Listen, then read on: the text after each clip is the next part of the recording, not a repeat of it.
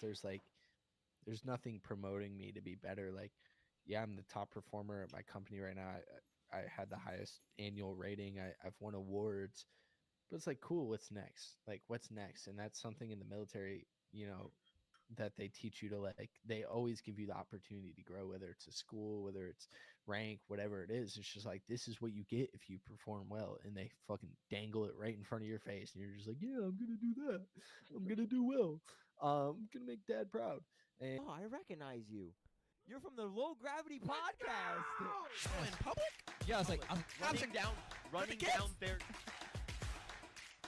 I'll slap you, your mother, and your father. favorite. It's gonna be my favorite. Spit it out, Junior! Oh my god!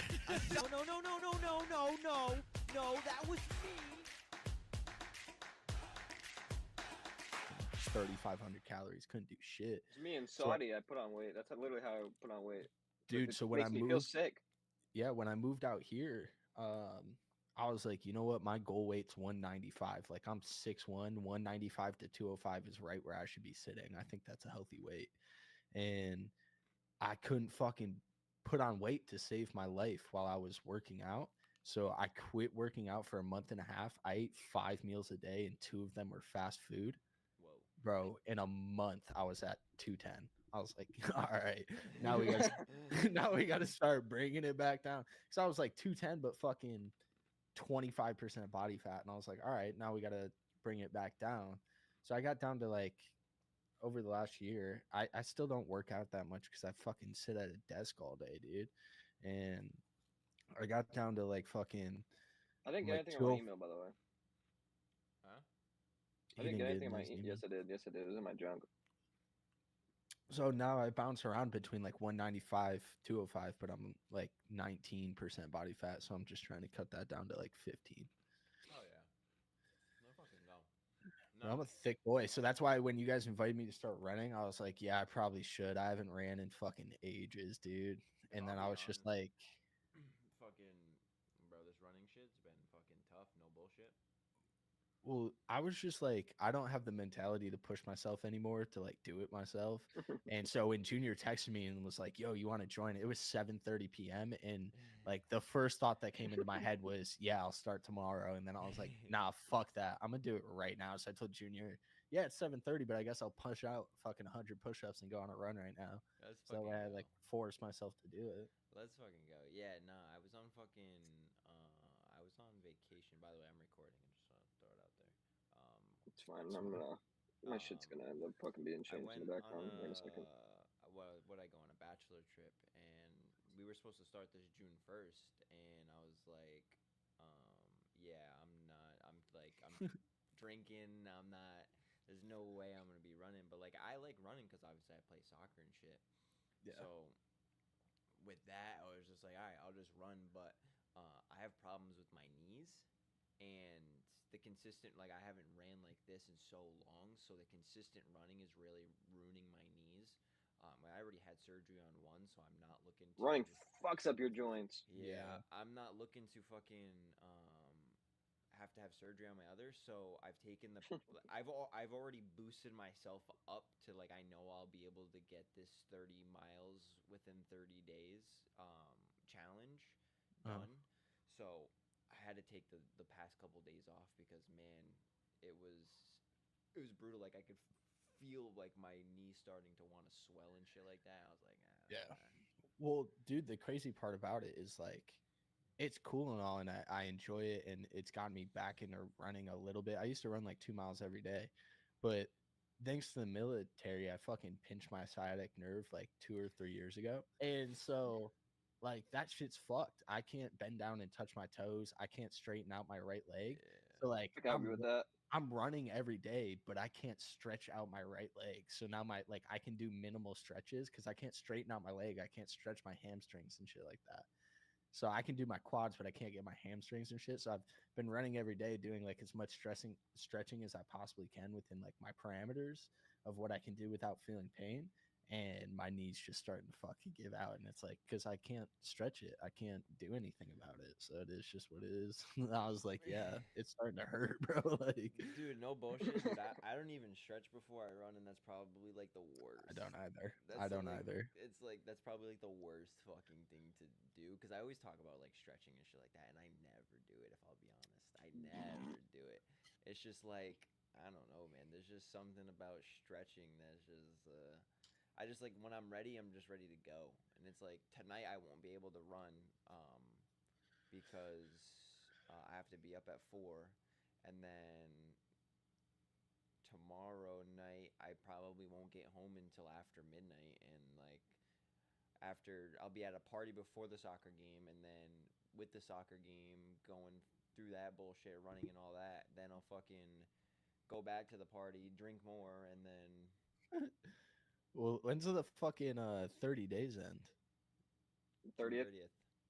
Oh, dude, I'm not hitting 30 miles. I started on what, like the 7th or the 8th, and I've just been running a mile flat every day. It's fucking Dude, just impossible for sandball me. it. Just fucking No, sandball it. Before we get started, I have 2 questions for y'all. I gotta grab another beer too. I big time fan of the podcast. Junior knows. I've been planning this for 2 years. My entry into this, been planning it. I hit him up 2 years ago. As soon as the podcast started, I was like, I'm "Yeah, one in. let me get on." You guys are funny as fuck. I enjoy the podcast. I enjoy watching it. So Fucking- congratulations I'm to you putting the guys. bricks in the back. Appreciate Who got Chris that. Moutinho on here? Junior reached out to him. Yeah, Junior. Did you ask him Junior how was it was like- getting the fuck beat out of him by Sean O'Malley? Hey, respect my boy. Hey, I respect him, but I was watching the first Um, 20 minutes and he was just like, "Yeah, I was winning the fight," and I was just like, "Yeah, bro, we all watched that. That's a sad day. Sad yeah, day." like I honestly I was gonna ask him, to be honest. What I was it kinda like? like- when I you were just kinda like- fucking. I kind of like hinted at it a little bit, but he kind of just like he said it himself. He was just like, "Yeah, dude, it wasn't fun getting fucking being a fucking human." He was literally, he's like, I was a human fucking punching bag. Hey, now you're in the living room. Dude got lit up. He's like, I don't want to be a fucking human punching bag. He's like, that's what I was. It's like, it's not a good look for myself. It's like, yeah, I can take a punch, but it's like, I have a lot more to put out, which like, I totally understand. But In you that did case, not he- show that. Yeah, it was like, I didn't know he know. was 31 too. That's crazy. yeah, he's a little older. Yeah, I'm like that road to the UFC is gonna be tough, bro. 13-6. Fuck. Yeah. I'll be He's back on in a 5 four seconds. or 5 straight winning streak right now. 4 or 5. Yeah, he's winning definitely streak. being looked at right now. I hope the dude gets another chance because it's like he was able to find a way to. Oh, we went to go get a beer. He went to go find a way to. He's found a way to be able to find himself, in a sense. That's what he's done. He's still one of the best local fighters at the moment. Oh yeah, I don't. If I not don't the best. Yeah, I don't disagree at all. He's done good, and he already had the shot, so he already has the eyes. So I think a chance of him getting. He said he's got until the end of the year. If he gets a shot at the end, if he gets a shot before now until the end of the year, then he'll rock it. And then he said maybe he'll continue after the year. So I But guess if we'll not, see. he's gonna give up. Yeah, he said he might retire. Fuck Yeah. that dog. Dog it out. Yeah, he said he might retire. So I don't know. I guess we'll see with Chris, but he's been doing well for himself around here, anyways. He's been Yeah, I winning see his he's fights. 4 He's been win dogging streak. out. Yeah, Yeah, he's been dogging out, dude. Yeah, he's a that's fucking- good. I just would like. My thing is like, that's cool, and I believe it. I believe in everybody, and I believe that. But like, what he was saying is so true. Like, I wish you put more on. You know, like what was the fucking final like, the scores? Fucking Malley had like 200 punches, and he had like 20, and I'm just like, that's upsetting, bro.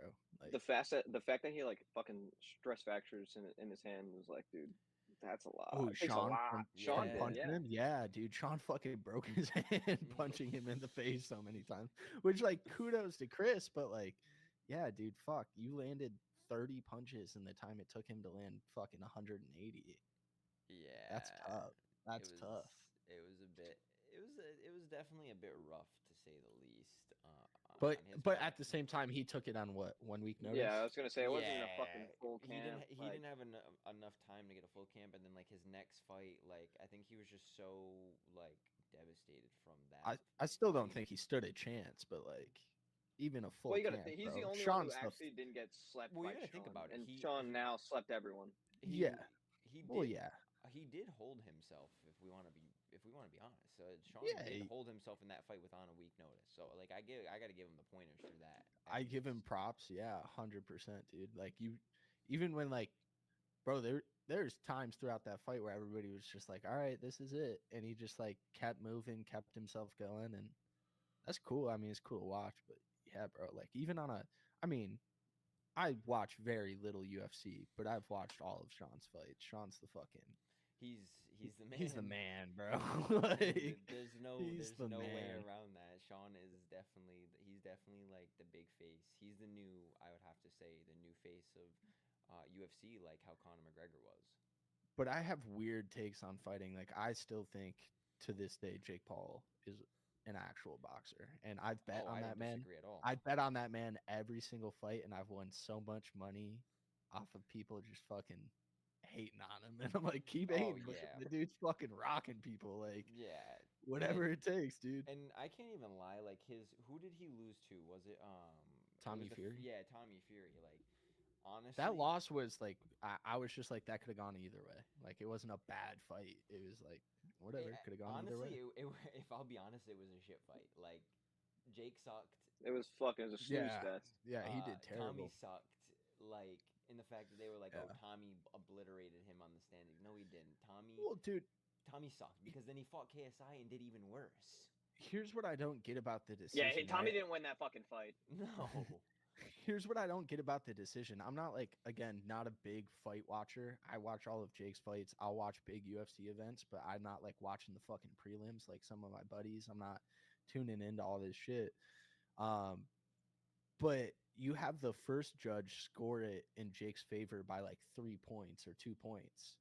And then the next judges are just completely on the other side of like Tommy won by fucking 3 points. And I'm like, Nah, that's Tommy that's a like, little doubled his too- numbers. yeah, I'm like, that's a little too like the first judge was like, nah, Jake won by a point or two, and then the next two judges were like Tommy won by 3. I'm like, how does one score in his favor by 2 points and it's not even close in the other judge's mind? So I was like, that's crazy. Dude, it's like friggin' I don't know if you watched the KSI fight that when he fought Tommy, but dude, they literally deducted him points for punching KSI in the back of the head, and then Bro, Tommy that's what I'm saying, bro. consistently continued punching him in the head after getting deducted points, and they gave him warnings. So they gave him a warning, deducted points, and then for like the next 4 or 5 times he punched him in the back of the head, they just gave him warnings. Well, KSI's fights are bullshit, I think. Oh, like I don't- truly I think they're bullshit.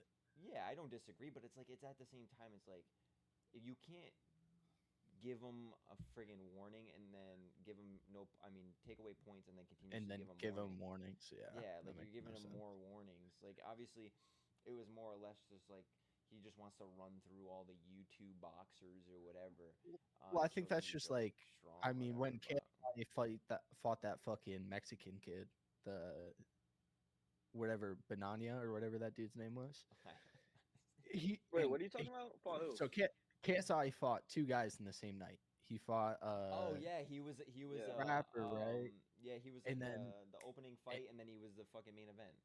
the rapper some was shit. the fucking opening fight, and then the main event was this Mexican dude who's a pro, and like they just kept fucking scoring on him for fucking punching KSI in the back of the head. And I'm just like, or KSI kept rocking this kid in the back of the head, and they just refused to do anything about it. Yeah. I was like, yeah, this is Well, I bullshit. mean, KSI did win a fight off of an elbow. Yeah, Wow. yeah. Yeah, he did, and they were heated on that, obviously The because couch. it's like because it's like boxing, you gotta use your gloves and not any other part of your body. But like, he I kind of do like- him. I do like I like the fucking Jake Paul Dana White narrative. I wish that would come back. I like him fucking with the UFC. It's just fun to watch. It's fun to watch Dana get all riled up and talk. And I like Dana, but like Jake's got some good points when he's talking about like fighter pay, fighter Medicare, and shit like that. Like I'm just like, yeah, you are kind of fucking dogging these guys. Like that's the truth. They get what like $200K in a night, and you're pulling in fucking $65 million. Yeah, well, It's better- what the $90 best for a fighters fucking do. pay per view. Yeah. Top 10 fighters, dude. It's fucking bad. Everyone else is like chips, dude. 50K, 20K. Like, yeah, dude, you have to. You how can I do literally have anything? to bring something to UFC in order for you to get paid well. Like Sean's Well- getting paid well. He's getting Well, paid that's well. what I'm saying about the whole Chris shit. Like, kudos to him, and I hope he does well. But bro, the UFC is not signing anybody who has more than 2 losses. Like, it doesn't happen because of that sole fact. And once they start losing, like, I'm surprised Cody Garbrandt's still in the UFC. It's just big name. That's why. Yeah, Even with Volk, And that's like the same Volk thing with too. Chris now. So like, well, I mean, Volk's only on a 2-fight streak, losing streak now. But Volk, like that's someone you can't even touch. That's what On I'm top of saying. like Chris, like it's easier for him to get back into the UFC because he was already in the UFC. And on top of Yeah. that, like a 4-fight win streak, and then if he gets a belt, then it's like it's undeniable at this point. It's But almost my like thing a is if- it's a glow story, and then that's more publicity for them, especially because he had such like a. It was like, who the fuck is this guy? yeah, Dude yeah, has that's bright true. ass green hair, and then that's one of the only opponents that people like really The remember. big That Sean remember. fought. The big Yeah. Portuguese. But it's like, dude, if you fucking, they didn't even re-sign Francis. Well, that was because that's He you gotta wanted more watch, money. man. Like he wanted more money. Respectfully but so. He was turning down so many fights, though. Like for you to not want to fight John Jones, they were like, "Hey, like we'll Because give John you, Jones would have fucking we'll give you what you slumped him. want, but you have to fight John Jones." Yeah, it's like, dude, you're not gonna keep your championship. Like you have to fight everyone. I'm the and ultimate fucking John Jones fan of all time, and there's John only Jones one is the reason best why. fighter ever. Yeah, he's up there. Yeah.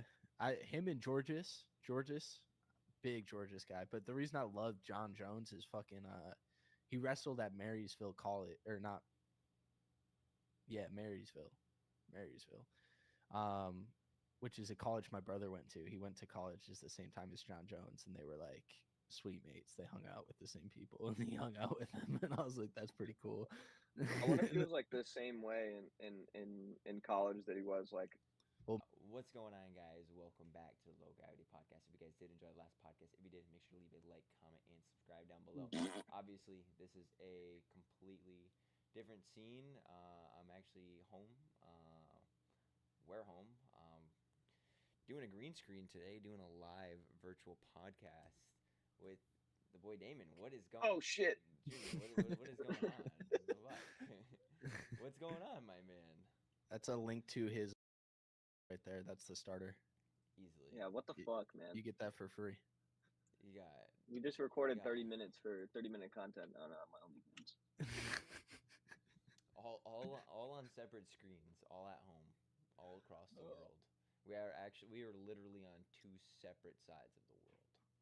Well, Not the world, the country. country. Yeah. The 2 separate country, sides of the yeah. country. I always fuck Yeah. it up. Always.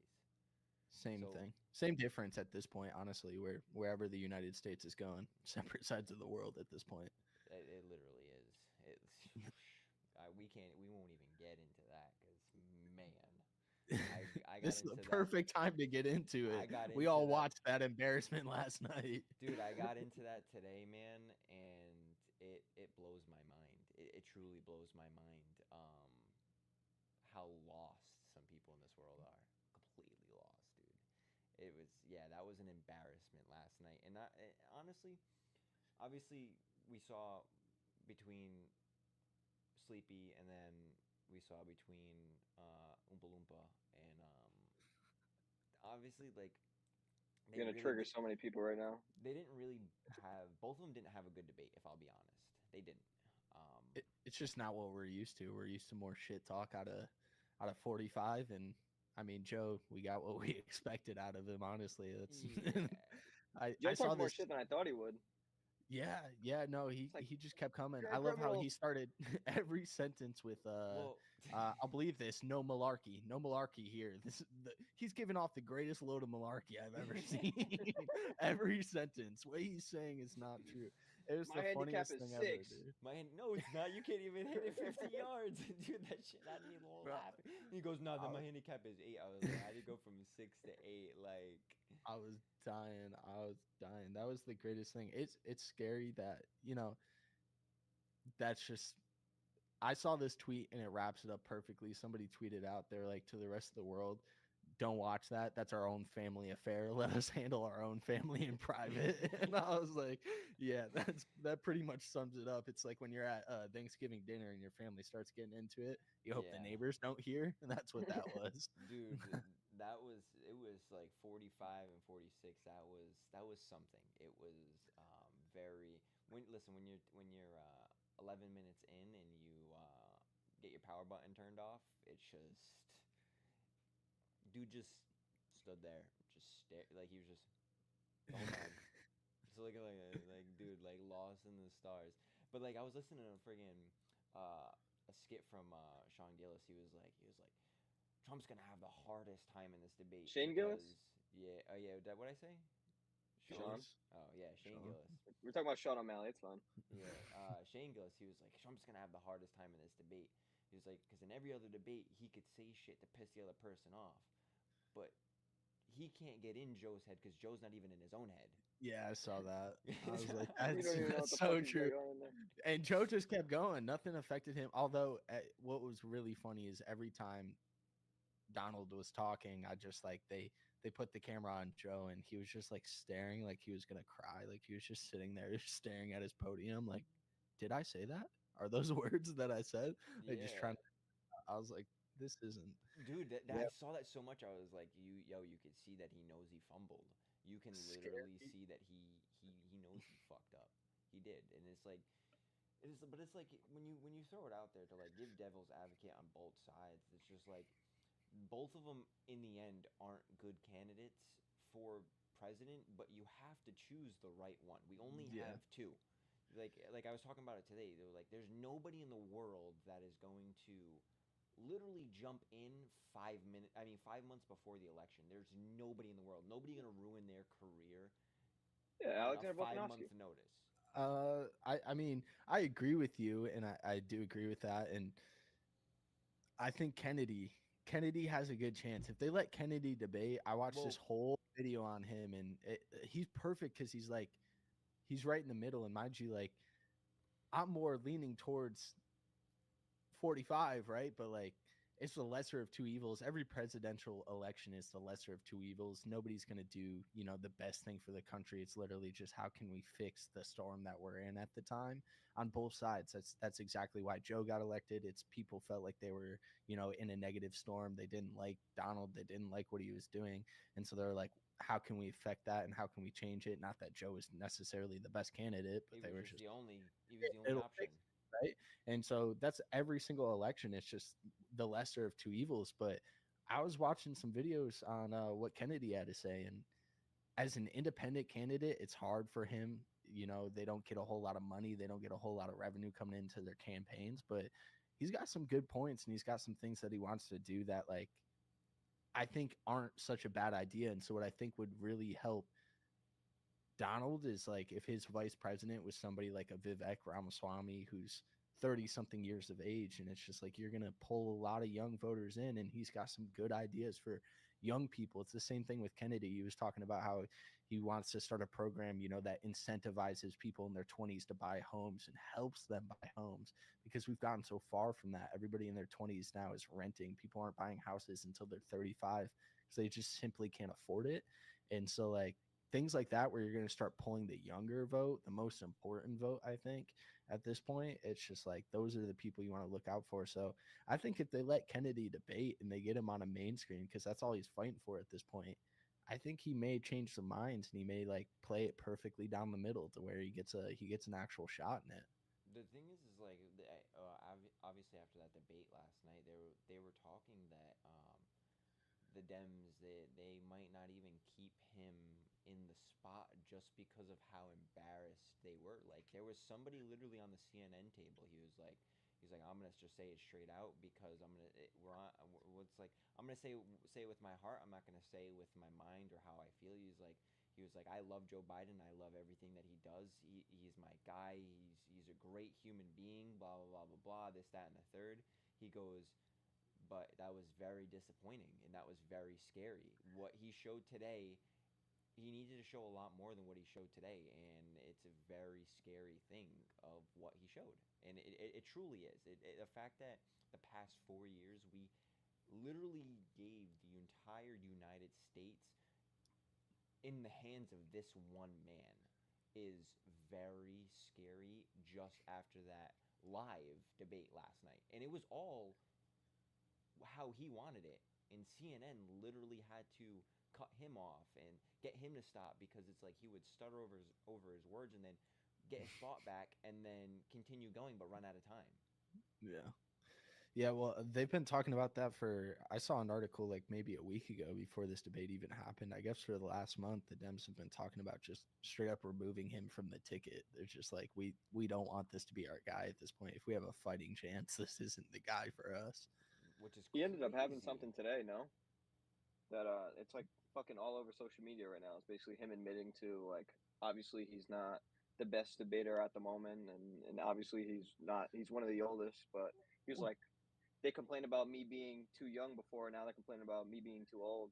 And then He Yeah, said he's like, he said that in the debate, but yeah, he bro, said like that in you the Yeah. are debate. 82 years old, and I mean same thing with Donald. But here's the thing about Donald, like everything he said, mind you, if it was off topic or whatever, he had a clear, concise thought, and he never stopped talking, and it was Never. with a normal voice. He didn't stutter. Like he's still what? He's only like 4 years. He's like 79, 78. I think he's 78. Like yeah, think there's a still like 4-year you're difference. still up there, but you did have a clear, concise thought. And like Joe's 82 and he didn't have clear, concise thoughts. He was going. He was Like- and he got caught up and he didn't know what to say, and it just happened right in front of everybody. Like, don't get me wrong, like I stutter and I'm 23. It's like everybody has that stutter, but when you go to some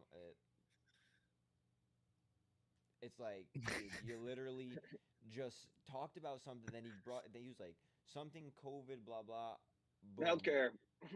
and then just froze and then got his thoughts back and they were like, okay, Joe. I was like, bro, and I literally said, I was like, dude, that's 11 minutes in, and then all I did was go on Twitter and they're like, already 11 minutes in, blah blah blah, like dude. And then Trump was like, I didn't hear what he just said in that last sentence. I don't think he knows what he said in that last sentence.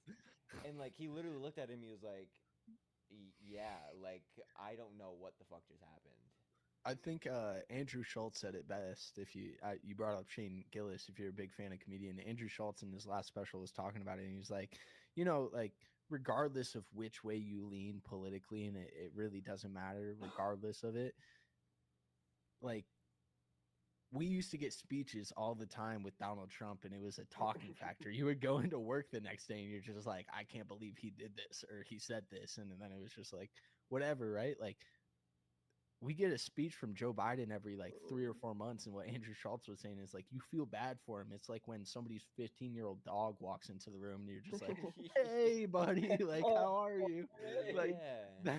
that's exactly what it is with Joe. It's just like every time you see him tripping over stairs or whatever, you're just like, "What is going on Dude, right now?" did you see the video he posted on Twitter of the side by side of them walking up the stairs? It's literally Trump on one side walking up the stairs and Biden on the other side walking up the stairs, and halfway up he just falls. Like, and Trump's just continuously just casually walking up, and then obviously we know that whole video because that was the biggest talk for friggin' God only knows how long when it came out. But like, dude, like you just put yourself in that pickle Yeah. because you posted that video. I don't know, man. It's not. It's looking. I used to be like, when I was in high school and people would talk about how Europe's better and this place is better, I'd be like, no, there's no greater country than America. And I do still stand on that belief. I think America is one of the best countries that you could possibly live in given the times. Like there are still a whole bunch of suppressions that go on around the world. And I think in terms of being free, this is the best country you could possibly be in. But scary, scary times, no matter which way you lean, like scary, dude.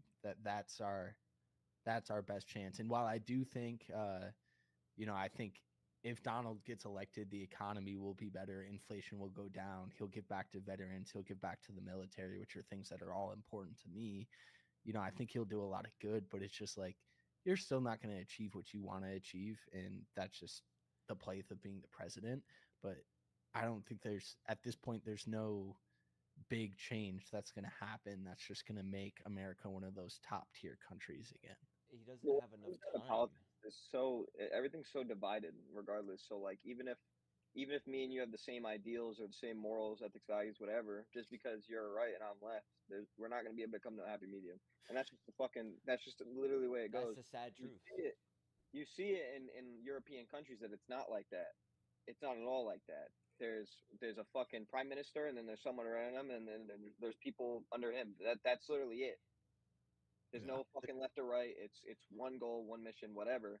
And but here, that's literally not it. I don't know, like who the fuck decided to bring up the ideas like we should have Democrats and Republicans.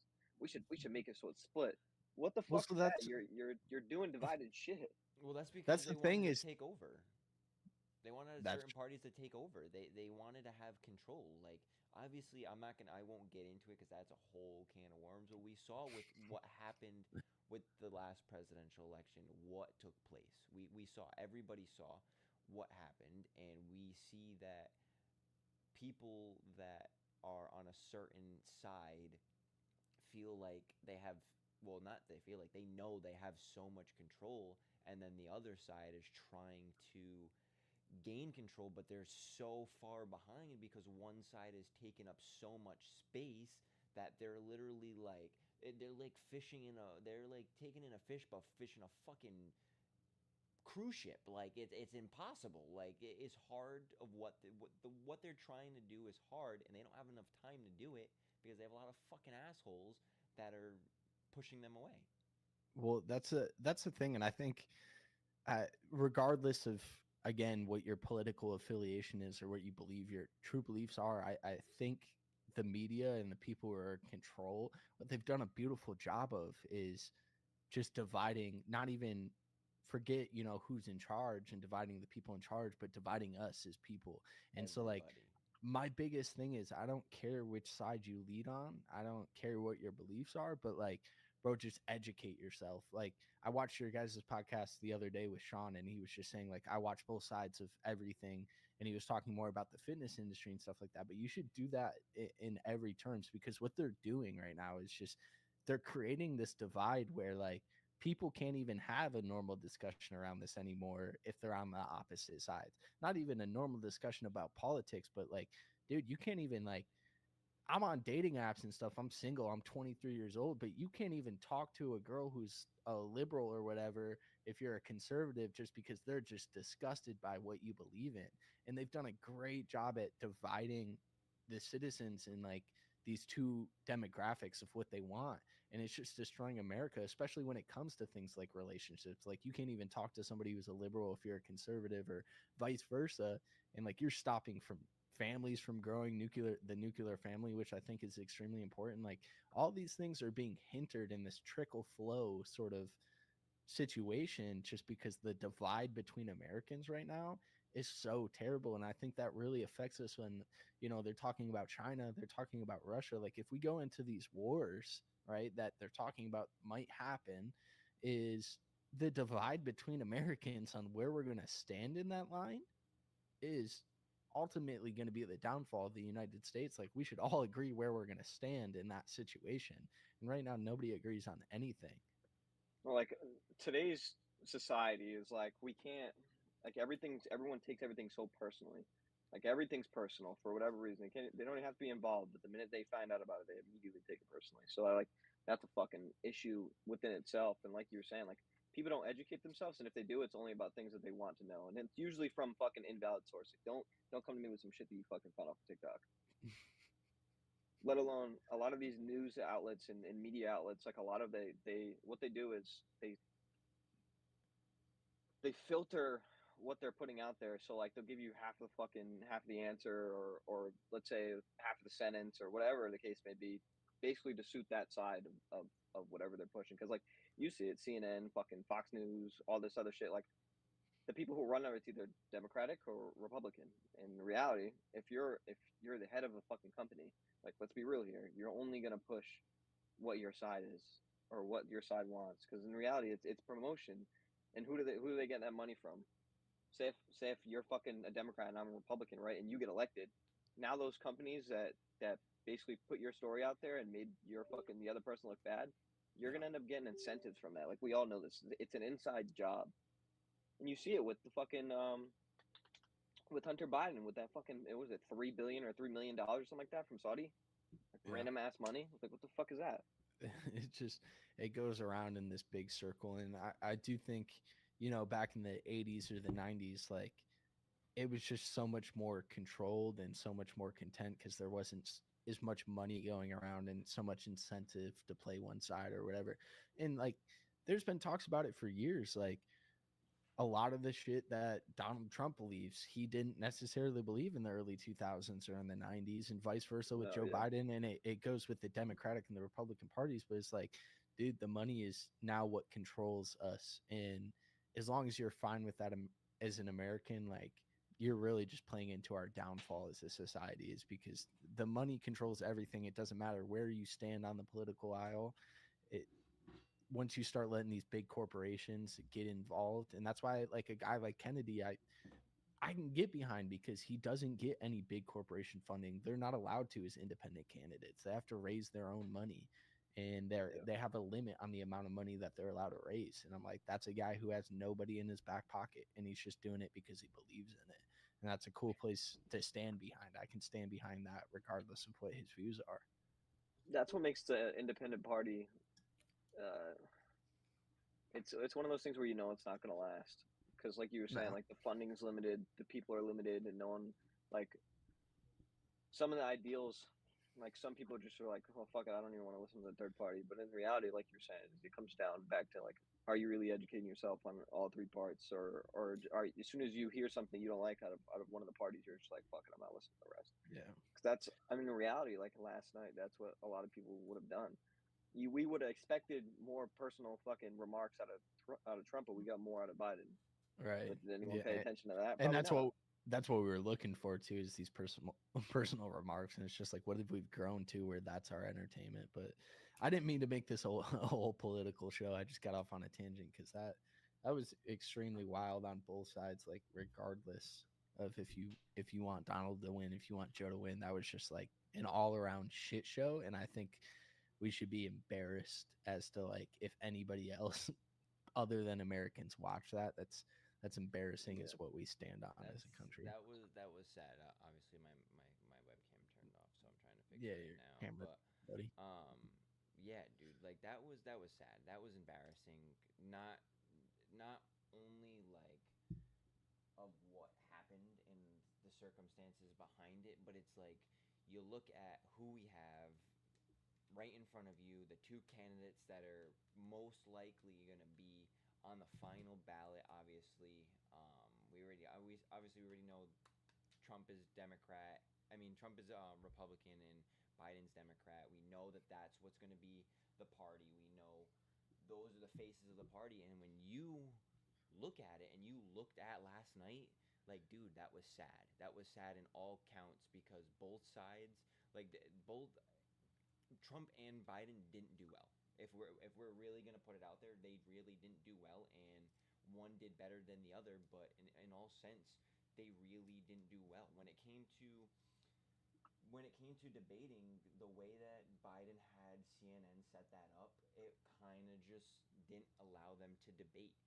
Debating is going Yeah. back and forth on what they believe and their views, not getting cut off fucking 2 minutes in because you want to talk about a goddamn question. No, I'm good. I'm set. You don't have to worry about that. Like,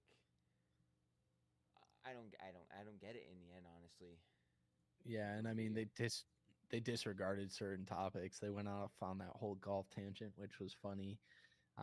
But it's just like, yeah, I mean, if you're looking for the best person to vote for, and they're not even talking about certain topics that, I mean, is honestly across all Americans' minds and all people in the world's minds, of like, how are you going to handle this situation and this situation? And they didn't talk about those situations in their 2 minutes. They just talked about, whatever. Like, there towards the end of the debate, it was just like they said, forget whatever topic you guys wanted to talk about. Like, I'm gonna bounce off of what he just said. And like CNN would try to roll into a new topic like climate change or whatever, and whoever they I don't gave even the think they stage answered to, it. yeah, whoever they gave the stage to, whether it was Biden or Trump, they just went back to like, one moment, I'm just gonna talk about that real quick, and then they just bounced back into whatever they were talking about before. And then the CNN people who were trying to give off this debate we're just like, okay, you have 55 seconds left. Do you want to answer the question that we asked? Because that has nothing to do with what we asked. And yeah, dude, I didn't mean to make it a whole political jargon out of this podcast, but like, yeah, that was just it. No. It was disappointing, and I think a lot of people, like a lot of my friends who, again, I'm in California now. I grew up in the rural country of New York where there's a lot of conservatives and Republicans, and now I'm surrounded by a lot of liberal thinking people. A lot We're of in people I know, California? yeah, a lot. Oh my god, a lot of people, regardless of what their thoughts were just like, I couldn't even watch it. I had to turn it off, and I'm just like, that's crazy that like whether you're a diehard Trump fan or whatever, or a diehard Biden fan, you had to turn it off. It was just too much to watch. You couldn't even handle where it was going. So I think it's a real scary place to be in as a My country, thing as is a like, united front. yeah, I agree. And what also is like, to some sort of degree, like you have to pay attention to politics. Because at the end of the day, like all votes matter. Like you can't be like, oh, I don't like politics, so I'm not going to vote. In reality, then you bitch and complain about who's in office. Well, you're part of the problem. Yeah, Because in reality, like in order to change the problem, you have to pay attention to the problem. And if you're not, then don't bitch about it. It's one of those things where it's like, if you're fucking, if I don't give a shit if you're what you're saying about me, right? If I'm not coming to you for advice, why the fuck am I going to care about what you got to say about me, my performance, whatever? And that's like the same thing with the presidency. Like you didn't vote, you didn't do anything to look into who they were or what their standpoint was, and now you're bitching about it. No, you're part of the problem, dude. Like, grow up. If you want yeah, third party, if you don't like either one of them, there's an option for that. But do people know that? Probably not. yeah. It's crazy. It's crazy, but I think we beat that dead horse. I think everybody has the same exact thing to say, depending on whatever side they're on. A lot of political Yeah. commentators have. We're just all beating the same dead horse, which is just like, where do we go from here? And I mean, not DOD representative in me, right? Yeah, Like, I was gonna say that's why I was like, I'm not saying what side I'm on, because in reality, it's literally the same thing. We just need we need a senior leader and senior leadership, period, that are actually gonna fucking take care of the country. yeah, that's all that matters at this point. But I think that is a good segue into me and Junior and how we know each other and where this whole dream of being on your podcast started and how this whole situation got started. I think it was a beautiful segue. Oh boy. Me and Junior know each other. We've known each other for a while. That's my dog. I support him, and then everything he does, as you can see, I'm repping the merch. Like everything I does, and vice versa. Like the music I put out and things like that. Junior's always in my back pocket, talking about what I could be and what I could be, and it pushed me to be a better person. And even with this whole running thing that we started, this whole 30-day challenge of doing 100 push-ups and 1 mile a day, it's just like that. I needed somebody to tell me I needed to do that. And Junior wasn't saying it in like you need to do this. He was just like, hey, do you want to join this? Because I liked the story. And I was like, yeah. And so everything that I've known this guy for 4 years, and we haven't had a whole lot of conversations in the last 4 years, but a lot of them have just been like, I love you. I support you in what you do. You're the man. Go get it. And I think that's a beautiful thing. I think that's if anybody's thinking about joining the military, I think it has a lot of positives, a lot of negatives. Depending on which side you lean and what your mentality is going into it. I think the people you meet, whether it's Junior or the girl me and Junior know, I think the people you meet and the situations you find yourself in and the people who stand around you is like one of the most beautiful thing. And so that's why I'm glad to be a part of this podcast. I'm glad to watch it grow over the last 2 years. I'm glad to be a guest on it. Is simply because I'm just watching my man win in every facet of whatever he wants to do. Yeah, I appreciate that. Goat talk right Well there. said. That's what that was. That was Well goat said. talk. Going back Such on a what you're freaking saying, just like my the fucking the friendships and the relationships that you get. I mean, like, truth be told, the relationships, obviously, and you can attest to this too, the relationships you have with civilian friends and the relationship that you have with military friends is it, I mean, in reality, it is different.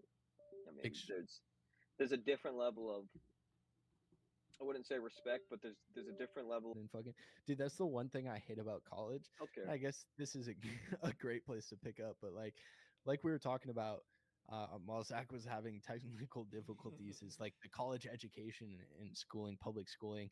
But college education, and the reason why I think part of it is a scam at today's day and age, and you know, first of all, everybody saw that video maybe a month or 2 months ago when all those NYU graduates were going around sharing their majors, and it was like the most obscene things you've ever heard in your entire life. And you're like, dude, you paid 6 figures to get this degree. That doesn't matter. But the college education has become so anti First Amendment. Like, again, I, who cares where you stand? But like, dude, when I write papers or whatever, because I am a little more conservative leaning in my beliefs and things like that in certain situations and like social situations and things like that that have gone on in the United States over the last 4 or 5 years. When I write papers and stuff, I have to write it from a different standpoint because, which is good, beneficial. You get to see the other side, but it's like if I tell you, you know, how I actually feel about XYZ situation, I'm getting docked in my grade because you disagree with me. And that was the craziest thing I understood, like had to understand when I started going to college classes was like my beliefs aren't, you know, the same as the teachers, then I have to play into their narrative just to get a decent grade because if I start going off on whatever tangent I believe in, they're going to dock my grade a little bit. And that's why I don't agree with public schooling, whether it's high school or college, like it's especially college now, because it's like you get the most, you think you're leaving high school, you get the most freedom. You're like, I can finally be whoever I want to be, whatever it is you want to be. And then you go into a school wherever you're at, and they just disagree with your beliefs and they start docking your grades and they disagree with your, you know, what you stand for. And so you don't perform as well as the other students in your speeches, your papers, whatever it is, where you show a little side of yourself. Well, like you know it, dude. It's all fucking. It's a good boy system. Obviously, like teachers' pets, whatnot. It's like that still is a fucking thing, but it's at a higher degree because these people with fucking PhDs, everything that like, so the college will literally give them the entire class and be like, "This is yours, run it, and this is how run it how you want it." In reality, that doesn't mean run it how you want it based off of how you feel. That means run it how you want it based off of the fucking curriculum. Like you just said, like you get docked points because of how they fucking feel. And that goes back to how people like that goes back to American society. It's like, despite how you feel, you got to be doing what the fuck is right. Like, you might disagree with everything I'm saying, but if I could be right, in reality, I could be like, fucking 1 + 1 is 2, but you might fucking disagree because you don't like me, and it's 3 of you. It's really not how that shit goes, dude. Fucking Not at all. weirdos. I can't like when I first went to college. Oh, my light just died. Everything's just dying on me, man. It's insane. But yeah, when I first went to college, they were like, "Oh yeah, you gotta make sure like there's gonna be no babying, there's gonna be no this, there's gonna be no that." I think I got babied more in college than I did in high school. Like, I got treated a lot more, like, in better sense as of a child, fucking than I did in high school. And they were like, "No, you're not gonna get that." And like, yeah, I guess like in a sense, like in college, they kind of didn't let you like slide on certain shit. Like sometimes I'd get some stuff late, and like they didn't let that slide at all.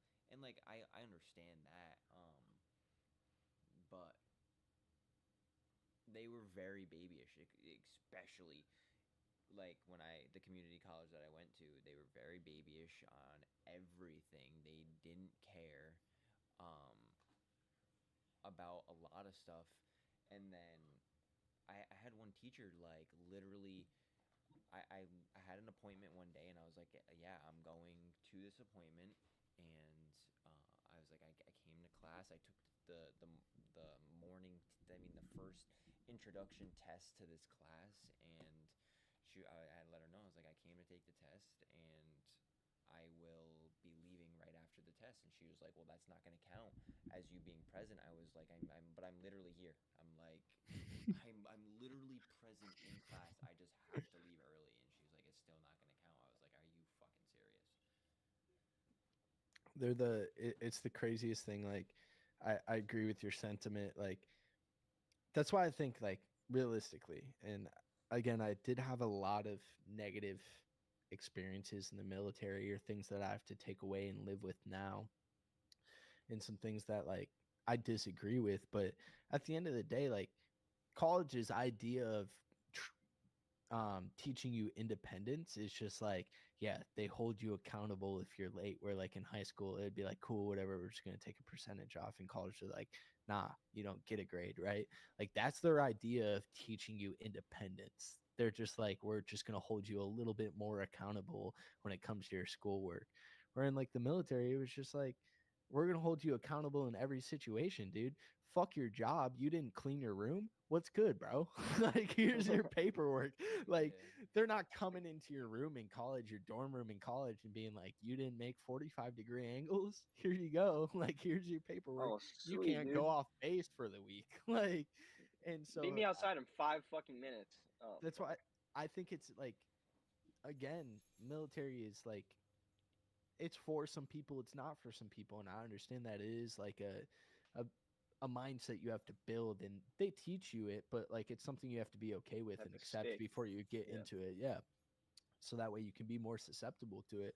But they actually teach you independence. They're just like, you know, you're going to come in and perform this job for us, but like outside in your normal life, you need to be put together as well. And we're going to make sure you're put together in your normal life. Like, dude, in the military, if you don't pay your bills and you start racking up debt, your leadership gets involved.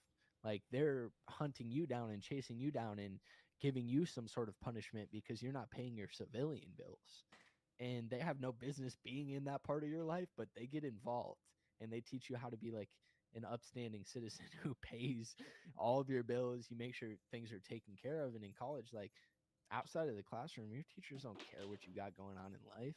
They don't care. Like I said, I've got cut from classes or dropped from classes because I was on orders. I was in the middle of New Mexico for 3.5 weeks doing training with special forces. I had no Wi-Fi. I had no service. I told all my teachers beforehand, it was the first 3 weeks of the semester where you just go over the syllabus for the first 2 weeks, right? Like the first 3 weeks of college courses are just BS.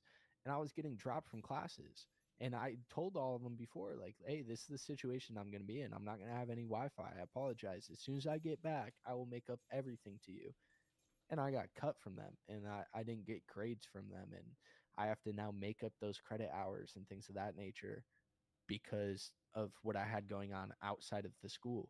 Where like the military is like, we don't care what you have going on outside of the military. You're a part of the military, and we're getting involved in every facet of your life, which can be negative at sometimes, but they do a great job at teaching you to like handle your own.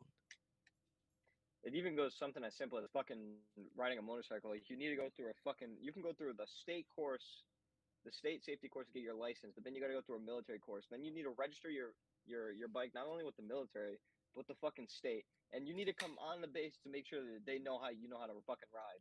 That's a Yeah. fucking. It goes something as simple as that, dude.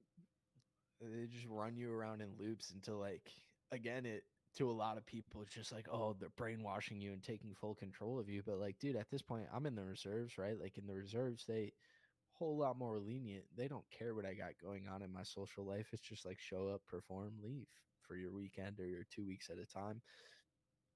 Like, I've taken everything that I've learned from the military in like a personal sense of like, this is how I need to perform. People are expecting XYZ from me. And I go into my civilian job and dude, I'm the top performer. Like, I'm the best person they have in the whole entire company. We had a whole entire company yearly review, and I scored the highest out of the yearly reviews. And people think I'm like wild because I come into work on time, before on time. I show up 30 minutes early.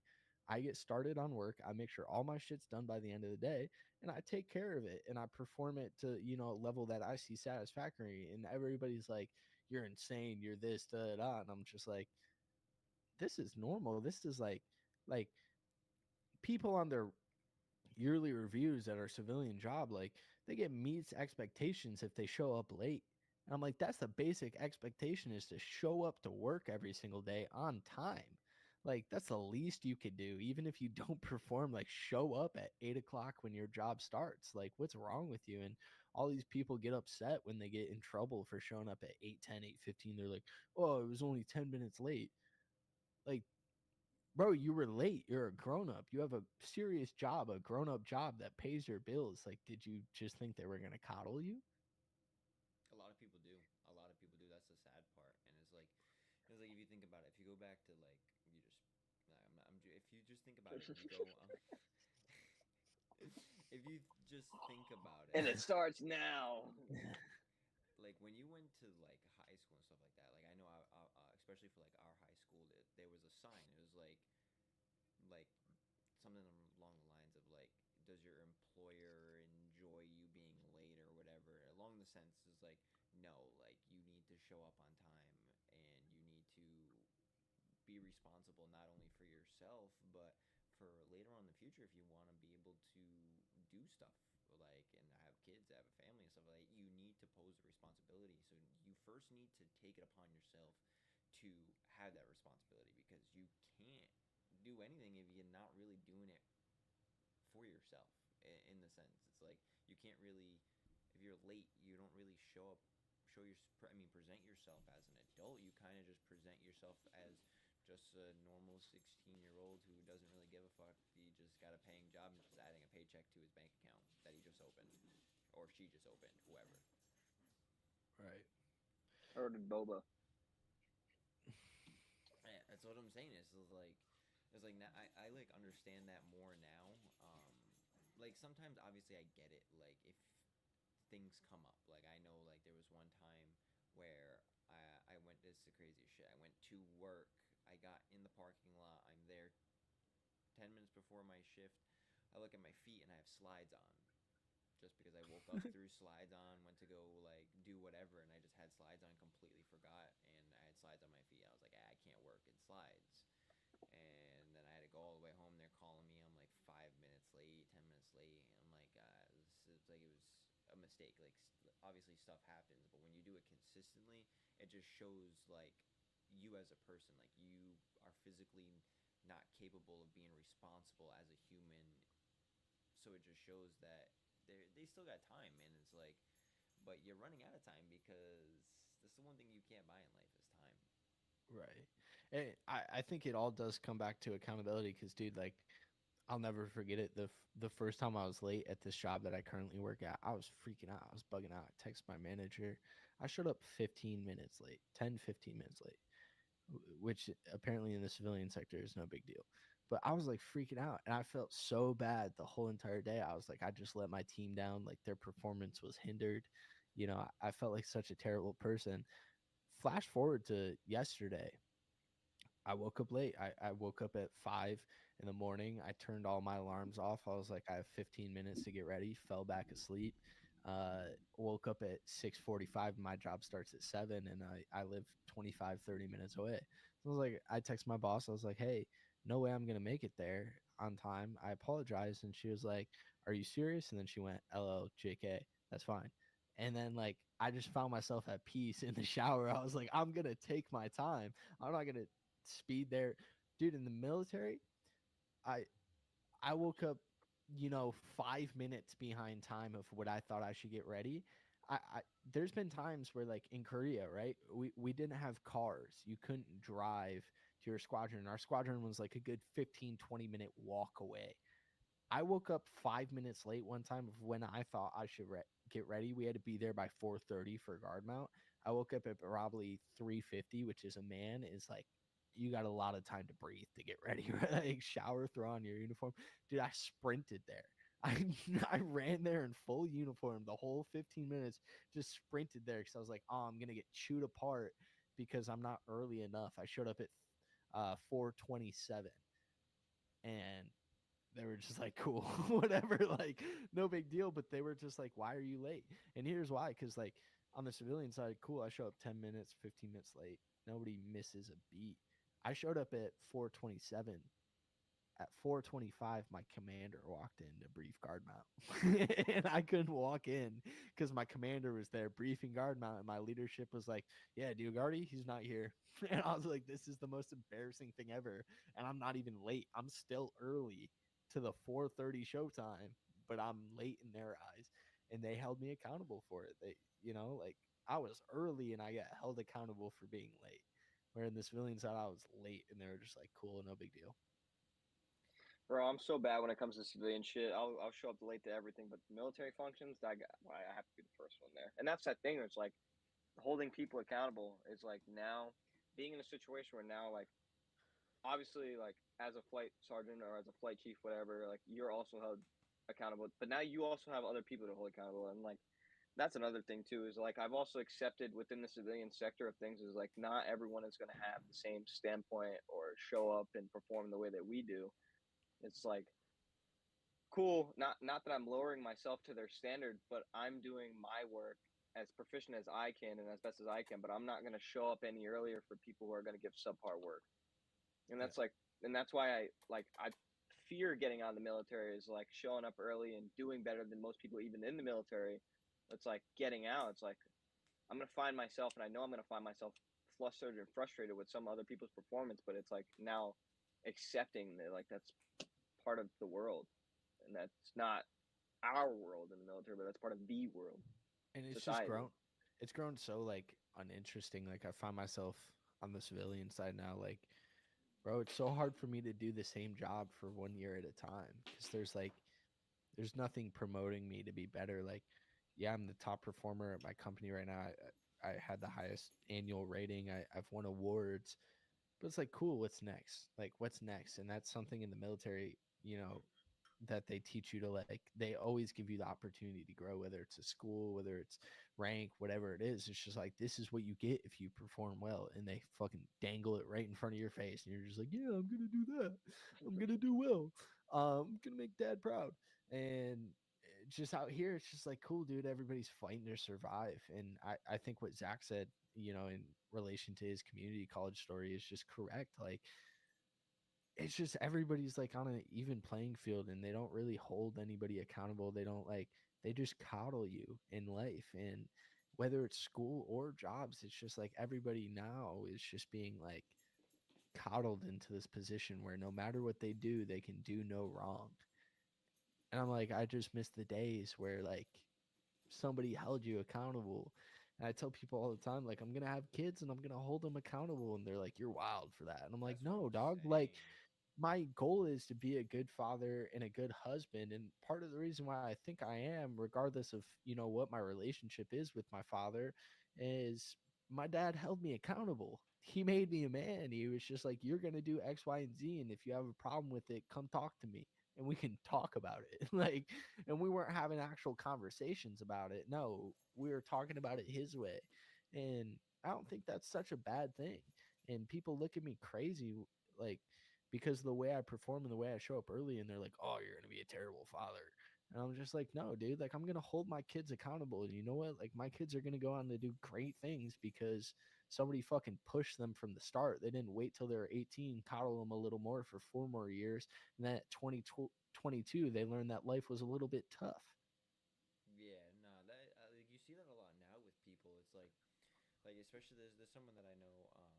They had gone to school and stuff like that. And I'm like, dude, like life isn't life right now. Like life is a lot different when it comes out of school. And like even like us right now, we aren't really experiencing it because we are so young. But like we're seeing the stuff that like is it's truly going to affect us when it comes to the future. Like one example, like the housing market. Like I know between Junior and I, we've been looking at houses for friggin' years now, and like we just missed right before the interest rates went up and the prices of homes went up. It's like we just missed that breaking point, and like now we're struggling to find homes because you have these rich people that are literally just completely buying these homes and turning them to rentals because the renters market's so high.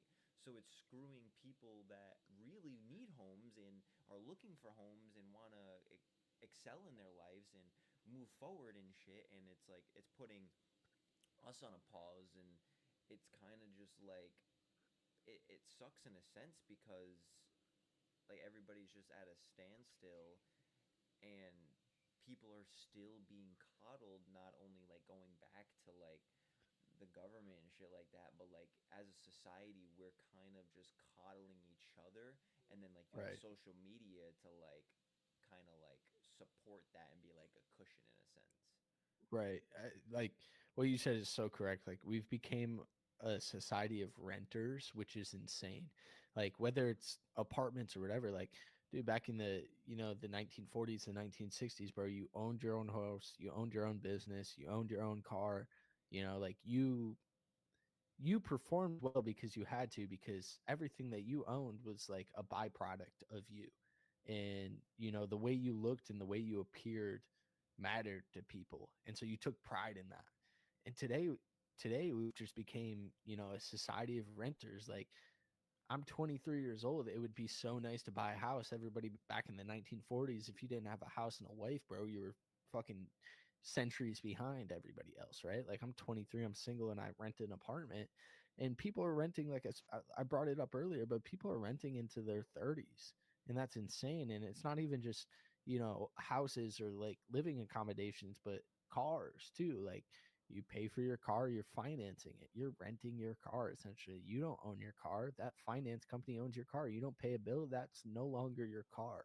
Credit cards are the same issue. Like, you start spending money you don't have, you're renting that money, and the second you don't pay it back, you're going to have to deal with some repercussions. And we've gotten so far from the idea of like you should own everything that you have, and we've just played into this mentality of we're just going to borrow things from people and borrow and borrow and borrow, instead of taking accountability for ourselves and owning our own things.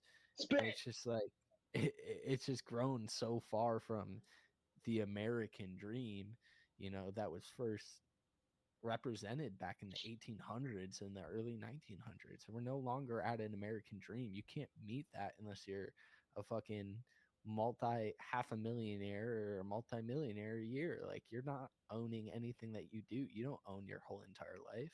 Nobody's financially free. And as long as you're not financially free, you're not free.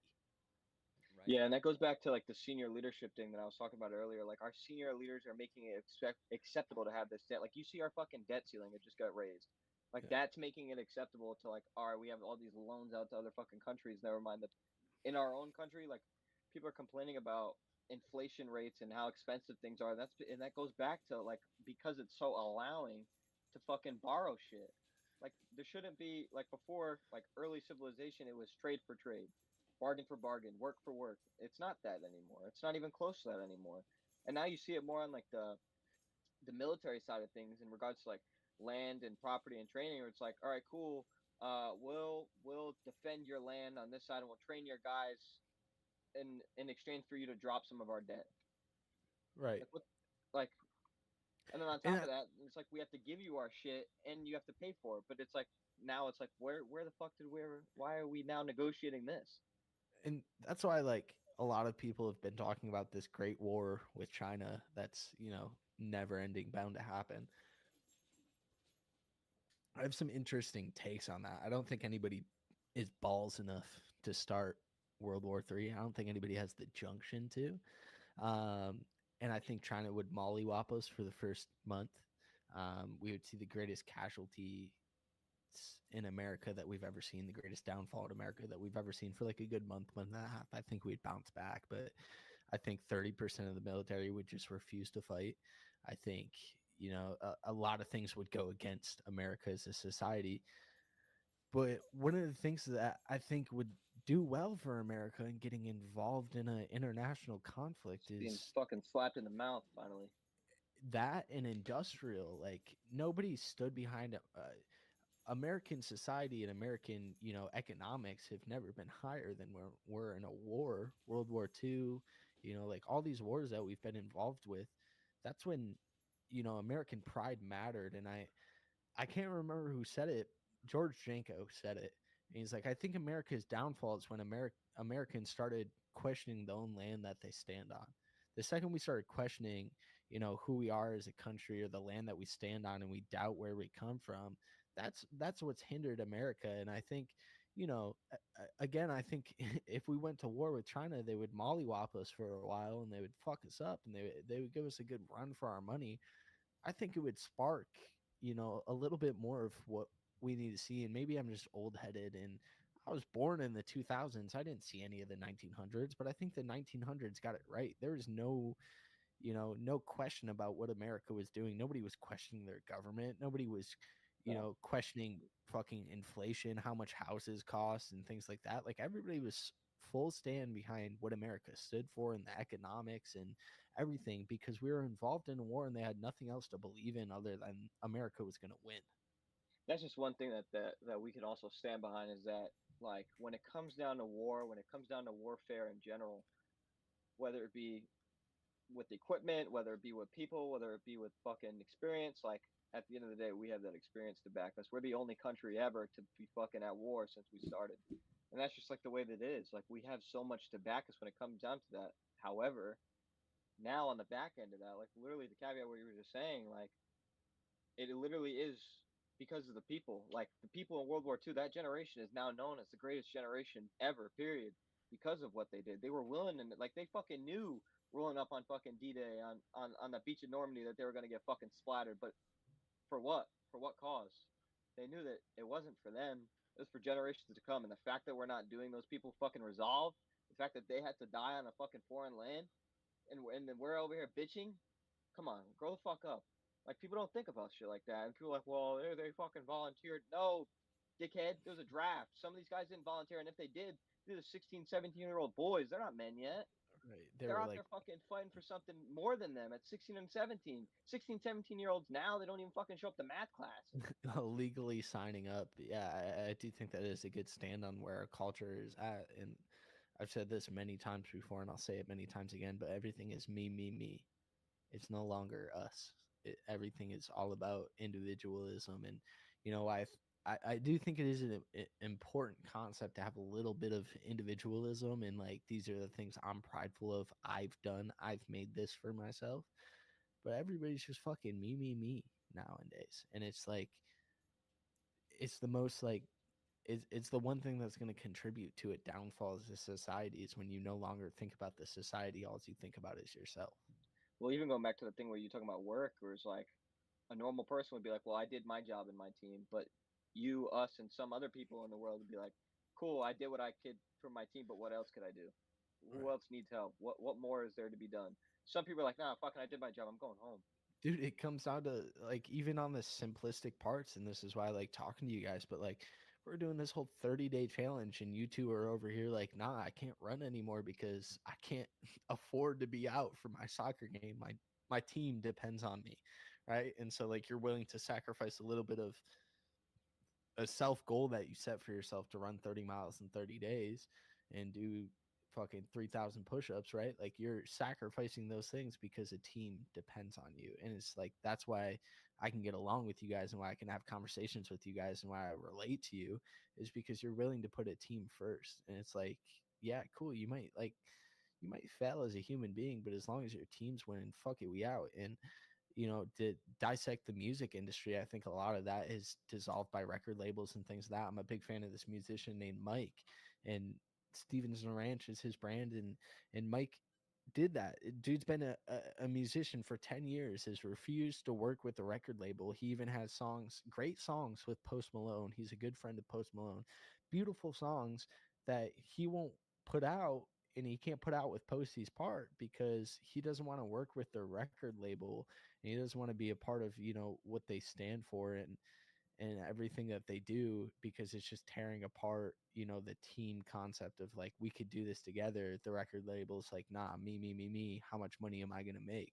And so he's been an independent artist for 10 years, and his whole entire company is management, his merch, everything he does, business side of things, are friends that he hired who had no idea, what the music industry was like. They had no concept of touring, no concept of building a fan base, a brand, but they've all done it together for the last 10 years. And there's like three or five of them who are still going strong, and they're all like in their 30s and they're making millions of dollars as independent artists because they built this thing together as a team, not just like individuals. What's going to benefit me the most?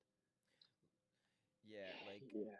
it's crazy, man, because it's like I grew up and obviously I know you guys grew up as well. Like the saying was always there's no I in team. Always. It's like you look out for your brothers and sisters, and like always on the pitch when it comes to soccer is like because I always used to play with a girl on my team is like she's family. She is part of your team. If anything happens to her, you take back and you do what's right. And it was with the other brothers, my other brothers as well. When I played, it was like, if anything happens, that's your family, that's your team. You need to show for them.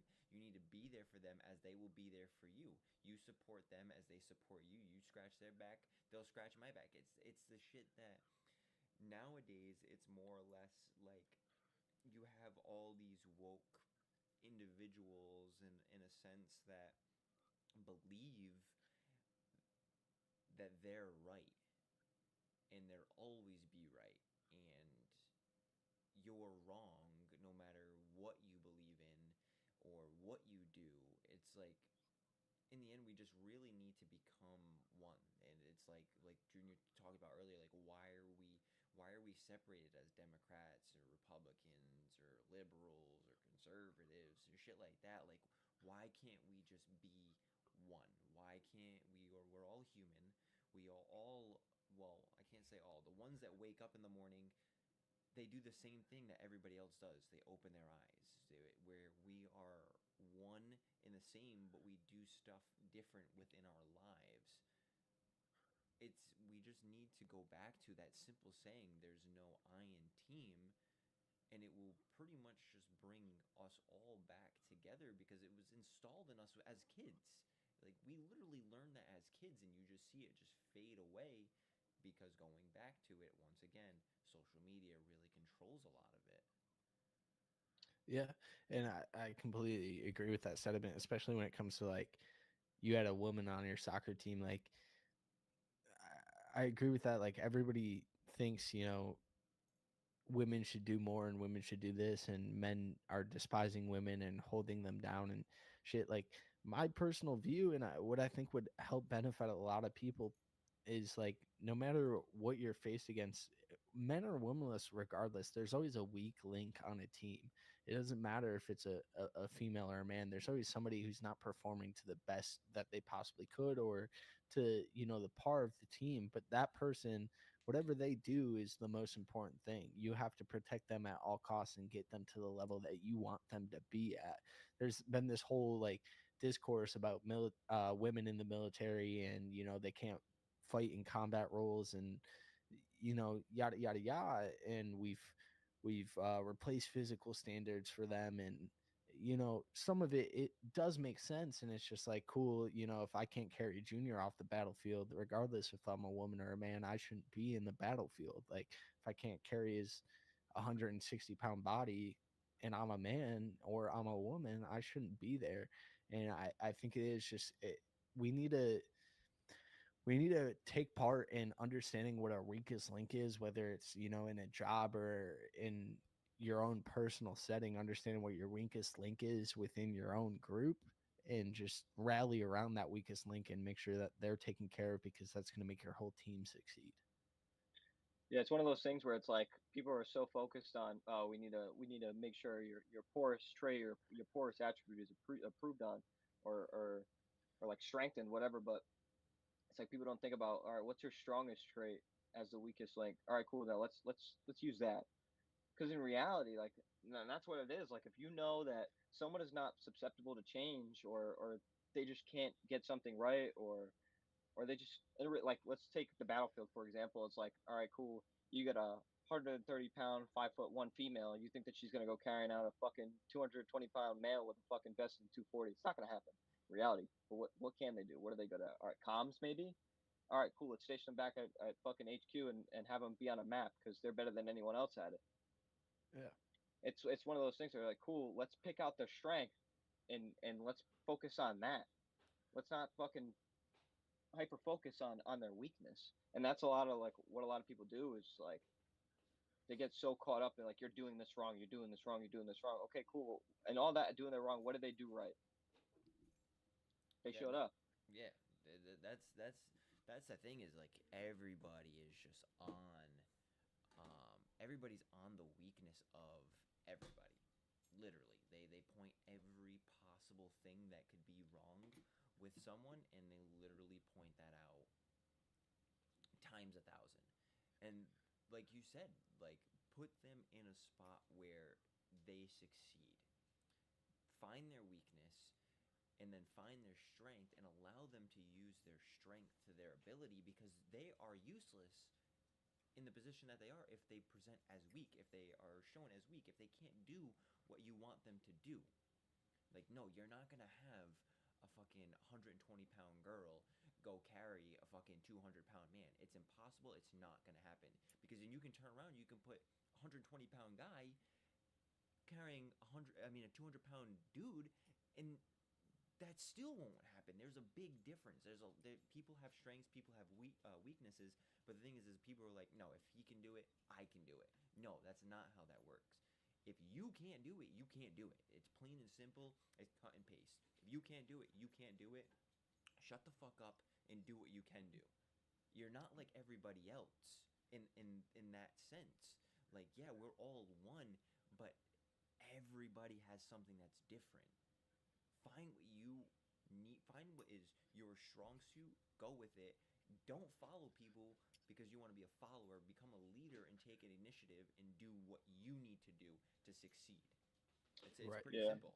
Yeah, And right. I think that's so important, like, because like we're teaching it now, like at the youngest level we possibly can in youth sports and things like that. It's just like everybody's a winner and things of that nature. Like, no, dude, Not true. play into your strengths. Like, I know my weaknesses. I'm fucking 200 pounds and I can't bench more than 140 pounds. Are you gonna trust me to carry a 220-pound dude full kit? Like, no, I wouldn't trust my fucking self, and I know that. But like, there's other things that I have to play into and strengths, and that goes in every aspect of life, whether it's your job, whether it's your personal life, or anything. Like, everybody around you, you have to take in, their personal wins and their personal losses, and just be like, this is what they're good for and this is what they're not for. But we've grown up with this, and we have it better than most because we grew up in this early 2000s era that was still like very much 90s base and 1900s base, where it was just like, cool, bro, you're not the best on the team, fucking deal with it, or like whatever. And now it's just like everybody wins or everybody loses, and we're teaching people the wrong thing in life and the wrong ideologies and the wrong like sediment to stand on their own and like just understand what your strengths or weaknesses are. I know when it comes to music, cool, I can come up with melodies, I can come up with catchy lyrics, bro. I can't produce worth shit. If I like, not saying my songs are high streaming. I probably have 1,000 streams over the last 2 years, which is cool, but like, it plays into every aspect of your life. Like, I can't produce my own songs. That's just the way it is. Like, I need a producer to fucking work for me. And it's the same way with like every artist. Like, musicians, again, it plays into your personal life, but in your professional life, however you want it to play. But like, in my professional life, I want to be a musician, and I understand that there's certain things I can and can't do. And if I'm not willing to accept that, then I'm not going to perform at the greatest level. If I can think I can produce my own songs, knowing that I know fucking diddly squat about producing, like, I'm going to make some terrible music. I need somebody behind me who knows what they're doing. And it devolves into every industry, whether it's fitness, whether it's, podcasting or whatever. If you're not the best at editing, why are you editing the videos, bro? Like, pay somebody to edit it. If you have somebody on your team who's good at editing, pay them to edit it, or have them edit it for free. It's every facet of life, no matter what we've grown into this ideology of dreamers. And while I think dreams are important, you should go chase them, but like, understand that you're not like everybody else. You're not going to compete. I have to understand that me as a musician, right? Like, I'm not going to compete. Did my webcam cut off? No, Yeah. No. I'm not going to compete on a fucking Jack Harlow level. I'm not going to be the next Kid Leroy. I'm not going to be Zach Bryan. I'm not competing on their level yet, right? I understand what my weaknesses are, and I have to play into my weaknesses to be able to be on their level, where if I just go, no, I'm the fucking best to ever do it, I'm going to be sitting here in the next 10 years with 1,000 streams a year. And that's just the way it works out, because I was too stubborn to understand that other people are doing it right, but I think I'm the best to ever fucking do it, and I can do it all by myself. See, Egoism's a huge problem. the fact Huge that you problem. like learn that early is like a lot of people don't. It's the ego. That's the big thing, and we see what a lot of people. And it's like I like to go like on that music part you were talking about. Is like, I used to DJ back in the day, and then there's this kid who's actually doing well. We had him on the podcast. Brendan Rush. He had asked me when he had first started. He was like, "Yo," he's like, "You're a DJ," and I was like, he was like, "I'd love to get you on. I'd love to partner with you and blah blah blah. You make my beats. I'll do the rap. Blah blah blah blah blah." And I was like, "Yeah, yeah, yeah. That's cool. Whatever, whatever." But I knew deep down that I'm not that good yet. I'm like, I know that I can't do that, and it's not more or less like I ghosted him. I was like, I kind of just like never went back on that exact subject. It's because I knew that I'm not good, but like it was more or less like I didn't want to kind of like hurt him in a I wouldn't say Yeah. like hurt him, but like Hinder. yeah. So it's like I kind of just like let it play as it is, and then just let it fold out, and just like let it settle. No, and to dump on that, like, okay, music's the thing I want to do, and I aspire to be a great musician. Whether it comes out to like you're a multi fucking millionaire touring X amount of states, no, bro. If I get to play one show, I'm happy, and that's just the level I'm at with my music. Um, but like I see all these kids, and I've worked with amazing people and made friends with amazing people. So to touch on some of them, like there's this kid I have a song with that I've been sitting on for the last year and some change. His name is Kevin Powers. He's from the East Coast. He's from North Carolina, and dude puts up a million streams when he's actively posting, and even when he's not actively releasing music, he's putting up 500,000 streams, right? And I have this song sitting in the chamber with him, and all of my friends have heard it, and they're like, yo, why are you not releasing this shit? Why are you not releasing this shit? And it's just like, dude, I'm not on that level yet. I don't think, like, I've recorded the song, I've wrote my lyrics, I've worked with him, and it's just like I'm not on that level yet to where like I think I'm good enough to follow that up or to catalog it. Like, yeah, I could put out the shit and get an easy 25,000 streams or whatever out of it, but what am I gonna do next? Same thing with like his producer. I've worked with his producer, Ayo Wit. Shout out Wit. Wit's a good guy. I've sat down in discords with him for like a couple hours while he made me a beat or whatever, and we've just connected minds.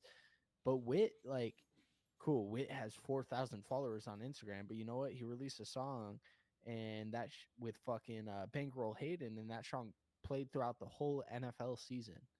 And none of y'all would know that, but Wit fucking produced a song that played throughout the whole NFL season. He doesn't have any major fucking production labels or anything like that. He just does it all by himself. And it's like, why haven't you put out this song with this big producer and this big artist, and like it could bring so much attention to you? It's like, because I don't think I could follow that up yet. I don't think I've built my artistry or my craft yet enough to like put that out and follow it up. It's the same thing with like I'm friends with this kid. I say friends very lightly. I've talked with him. He follows me on Instagram. We're cool. We have a couple of conversations. He knows who I am. But this kid Arden Jones from the Bay, he's got like 3 million monthly listeners, and he's been growing his brand for the last 3 years. And like, cool, Arden Jones follows me, and he wants to support my industry project and yada yada yada. But like, I'm not on the level of Arden Jones. Arden Jones is selling out shows, whether it's 100 people or 200 people. He's selling out shows. I could maybe pull a fucking 50-person crowd together at my local spot because I have 50 friends, but like I'm not on the level of where I'm a fucking worldwide known name. No. And so like for me to have that understanding of myself and just be like, now is not the time. That's important. People don't have that understanding anymore. Everybody's told to just like chase their dreams. You're the best at it. You're the best to ever fucking do it. No, bro, like believe that in yourself. I believe I'm good. I believe I have a lot of potential. I believe I can make some great music that can affect a lot of people, and I believe I'll be everything I want to be in this life. But I understand where my shortcomings are. But if you just believe you're the greatest fucking person to ever do it and you don't understand that you have any shortcomings, you're going to be really disappointed at the results that you get. Yeah, being realistic goes with a lot, dude. Goals, ambitions, whatever the case may be. It's like be realistic with what you're doing, because like you were saying, man, it comes back to like, cool, your result, your outcome isn't gonna be what you want, and that's gonna fucking destroy you. That's gonna destroy your self confidence. It's gonna fuck up your momentum, and it's all because you were given this false narrative, not only about yourself, but that was something that was created within today's society, and that's just not. It's not ideal, and like you were going back to earlier about the way that you want to raise kids and the way that you, like you personally, the way that people think that you should raise kids, bro, fuck the noise, because in reality, right? When you think 20, 30 years from now, where are their kids going to be compared to where your kids going to be? What's the notion that, because it's like society is not supposed to determine how the fuck you teach your kid. It's your family, it's your values, the ethics that you're supposed to bring into your home that teaches your kids. And that's where society is failing. And a lot of people say, professionals, doctors, therapists, the problem starts at home. The problem starts with the people. So not only going back to what you're talking about, that they're saying that you're going to fail your kids, their parents are already failing them for allowing them to think that way. Right. It's garbage. No, I agree on that a lot, because it's like going back to it, like you talked about everybody receiving trophies, is like this isn't a participation award. Like, you don't get an award because you showed up and you were there. No, like, you actually got to do it. And then, like you were saying, is like, yeah, I have these songs with these artists that pull in some good numbers. But the thing is like, if I put that out, like you said, I don't have anything to back it up. That's like those artists that are out there that have one hit wonders. They get on a song that is with someone very popular, they get those numbers and have nothing to put out. They have nothing.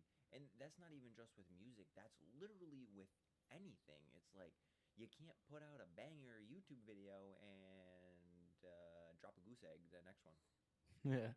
I'm gonna make a friggin' banger video with all these people, like these new 20 plus one Tinder dates, IRL shit, and then yeah, I'm just gonna drop a Stop posting. 5-minute vlog the next video, and then see that the numbers tanked, and I get a quarter of the views, and like, boom, now I'm gonna quit YouTube.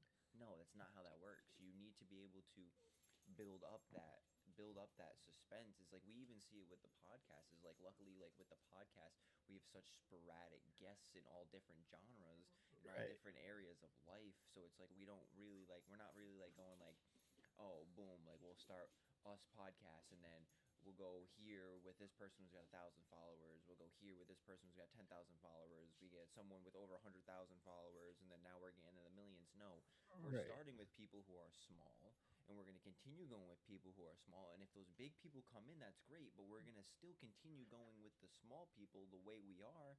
And not even small people, but the people that we are, not worrying about the following and all that, or what they'll bring in, but we're just worried about the conversation It's and how it's going to go and shit like that.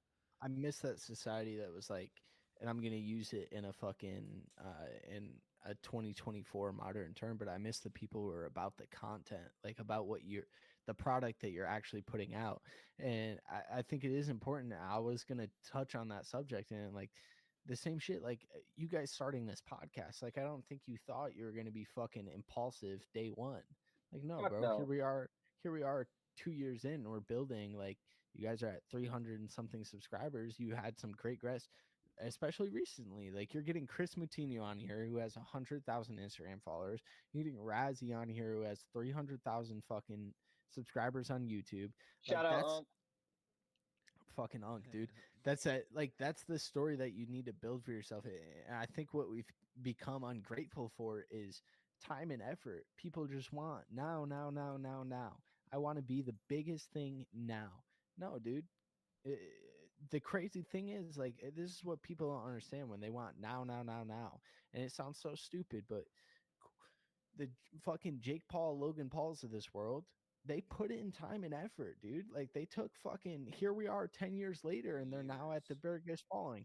And same goes for TikTokers. Like I do believe it. Like, cool, people can shit on them all they want, but like, dude, fucking Bryce Hall, Taylor Holder, whoever these big TikTok stars are, they were doing this shit on Musically fucking 8 years ago, dude, building a brand for themselves. And now they're at fucking multi-million followers. Same thing with Charlie D'Amelio. Like, yeah, she's the biggest TikToker in the world, but she that didn't shit a become fucking that over the Netflix night. series, It dude. took fucking 2 years, 3 years for her to get to 100 million followers. And bro was posting 4 videos a day, 5 videos a day, just to garner that attention. But everybody's like, I just want to drop one video and become the next biggest thing. And that's just like the culture we've built, is just like, oh, if you do it one time, you're going to be the biggest succeeding star. Like, no, dude. Zach Bryan, I talked about him earlier. Like, dude, that's my favorite artist in the world right now. I think he's the greatest writer of our generation. I think John Mayer is the greatest guitarist of our generation, and he had a hard struggle. But Zach Bryan, I think he's the best writer of our generation, regardless of what music industry you're in, rap or whatever. In terms of lyrics, that dude puts down the best lyrics. Bro didn't blow up until he was fucking 27 years old, 28 years old. Dude had been dropping videos on Twitter for fucking 2-3 years before it blew up. Like he put in time and effort and just understood that, like, cool, day in, day in, out. Like one day when something's gonna happen. It may not be today, but I'm okay with that. And he wasn't doing it for the views. He wasn't doing it to go viral. He wasn't doing it to become famous. He just did it because he enjoyed fucking doing it. And here he is in 2024, the biggest star of our fucking generation at this point. And he was just some kid from Oklahoma in the Navy fucking singing songs on his guitar on Twitter back in 2018, and in 2019 that shit fucking finally blew up. Yeah, like stuff takes time. Like that's what people don't realize. Is like you look at these YouTubers and content creators, and like yeah, there's luckily a lot of them like that. Well, actually, she didn't even take the opportunity. The girl that just went viral from Tennessee. I'm not doing that. I'm not Are you making. talking about the Are you Yeah, talking about the Huck Till girl? yeah. She Yeah. she is not taking the opportunity that was given to her because she deleted all of her social medias. But like, there's a lot of people that, fortunately, they get that one quick light and then boom, they're famous. But most of them, they take years, like years to perfect and get their craft and find their one viral moment. It's not like you brought up Jake Paul and Logan Paul. They started with Vine. Seven Right. second clip. Oh, excuse me. 7 second clips. Like you can't do much in 7 seconds. And they build and they build and then they started posting from Vine to YouTube. And like I was even watching Logan Paul videos on Facebook. Like you just Right. have to throw that stuff out there in order for people to see it. You have so much versatility in your hands. You got to work with what you have, because if you think it's all going to be given to you on a silver plate, like you are damned wrong. Like you Right. go in for, like, who said it? Jason Allard, when he came on here, he goes, if you go into something thinking you're going to be the best at it, you're going in it for the wrong reason. You're not going to succeed already. That's not the exact quote, but like you won't succeed at what you're doing if you go in expecting the best. Right. It's the truth. It's just the truth. And I think that's something like a lot of people. Everybody wants quick money. Everybody wants quick fame. Everybody wants quick everything. I think what you just touched on is the most important notion. You're going to relate it to people you know, but I know this chick on TikTok. Her name's Mara Chisholm. She's been I've been fucking in her comment section every day for the last 82 days, and it's the funniest thing ever. I just riz her up. I'm trying to marry this woman. She's this army chick who wants to become a pilot. She's a great person. I have her number. We have personal conversations. It's cool. She's a great person. But like, dude, when I ran into Mara maybe had 4,000 followers on TikTok, and she wasn't like dropping videos to blow up on TikTok. Again, her end goal is to do 20 years in the army. She wants to become a pilot. She wants to do commercial piloting, right? Like those are her dreams. It was never her dream to become famous or whatever. But here we are, dude. She put in the work. Like we're a month in, 82 days, 2 months into me fucking raising her up every day in her comment section and just being funny, being an asshole. Like here we are 82 days later. I met her at 3,000 followers. She hit 100K yesterday. And she's not like, this isn't a dream she's following or chasing. She's not like fucking, I need a post on TikTok. She takes days off or whatever, and she's blowing up because she's putting the effort into what she wants to put in, and she's putting her effort elsewhere. And that's why I think everybody just thinks this shit's gonna come so fucking short term. Boom, one fucking TikTok video, I'm viral, baby. I'm it. I'm the hot shit. I'm now Logan Paul. No, dude, like you said, that shit took years. They built that shit off of Vine. They built that shit off of YouTube. And then now that here they are, boxers, whatever they had to do to keep their name growing, their business growing. They did that shit because they understood that it took time. But we grew up in this generation of now where, bro, like 18-year-olds are what? Fucking born in 2002, 2003, 2004. And they're growing up in this fucking, this media age where they've seen success at the highest level because a lot of YouTubers put it out there, a lot of TikTokers put it out there, streamers. This is what I make, X, Y, and Z. Aiden Ross, right? Like people think that shit's overnight success, dude. Aiden Ross has been doing this shit for fucking 4 or 5 years before he became famous, and they don't see the work it took in. They put in to get to the place where they're at. Same thing with Jack Harlow. Like I love Jack Harlow. A lot of people talk shit on him, and they're just like, "This is an overnight success." He dropped one hit song in 2020. Bro's been releasing music since he was fucking 12 years old. It took him until he was 19, 20 to have a number one hit song. That's 8, 9 years. Bro had been doing this for almost a fucking decade before he blew up. But people don't see that shit. They just see what blows up and they're like, why can't I have that? It's all about me, me, me. And why can't I have it now? I want it now. And it's what matters to me. And now is important. People don't understand the time it takes into, and whether that's like social media content creation, but like even in your professional life, I struggle with it sometimes. I've been at this company for a year and I'm like, why am I not fucking top dog? Right? Like I outperform everybody. But then I have to sit back and realize like the people who are in the positions they're in, they've been at this company for 8, 9, 10 years, dude. Like that's the reason they're sitting at the table. They didn't fucking get there in a year and then piss off. No, they've been putting in steady work for 8, 9, 10 years. And I just have to accept that and be like, cool, that's what it is. I'm going to stay in this position. I'm going to make fucking $50,000 a year for 3 years. And then maybe one day I'll touch six figures. And that's just what it is. But everybody, we've grown up in this society that's just me, me, me now. Why can't I be successful? And when they're not successful, they give up. They're upset about it. Dog, give it some time. You are not wrong, and you like one person like going on like the social media and content creation shit, like Mr. Beast. Like that is one man who sat in front of a computer and counted for hours among n 36 hours, 48 hours, 52 hours. Like it. Like he did dumb shit, and like that was well over a decade. Like he is now the biggest YouTuber on the platform, but look what he's done and look what he's still doing. Like Yeah. everybody's gonna have their wrongs and their rights and shit like that. Like obviously if you go through social media, you never know what's true, but you see a bunch of stuff like bagging Mr. Beast in certain ways, but you got to see what he's doing. You got to see what Right. he's doing and what he's done. He's put the time in, he's put the effort in, and now he's doing even more and giving back. Like even if it's little, but he's given a lot. He's given millions and millions and millions of dollars away, and he did it from a blurry camera sitting at his computer desk, and that's where he first started. And he recorded a message for his future self, and like I think he's supposed to be playing it back soon, or he played it back already, or whatever it was.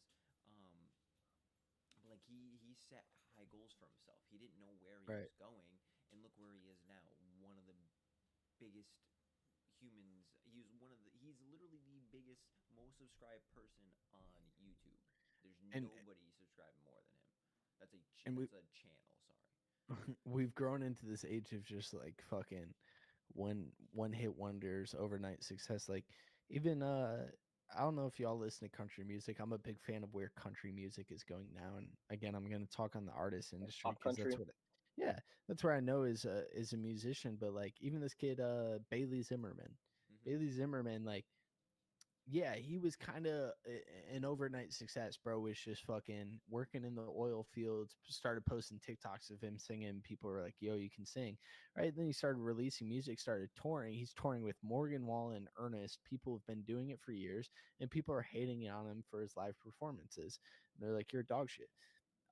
This kid just dropped a song last night, this morning, and I listened to it. It's one of my favorite songs today. Like, it was called Ain't New to Country, and he was just talking about like every I I I believe it's every facet of life, but he was just talking about country music in general. Like everybody thinks this kid's just an overnight success and he's new to this country shit and he's not really from the country. He's just a kid who's flying fucking PJs at 20 years old, has made a couple $1,000,000 and is doing whatever.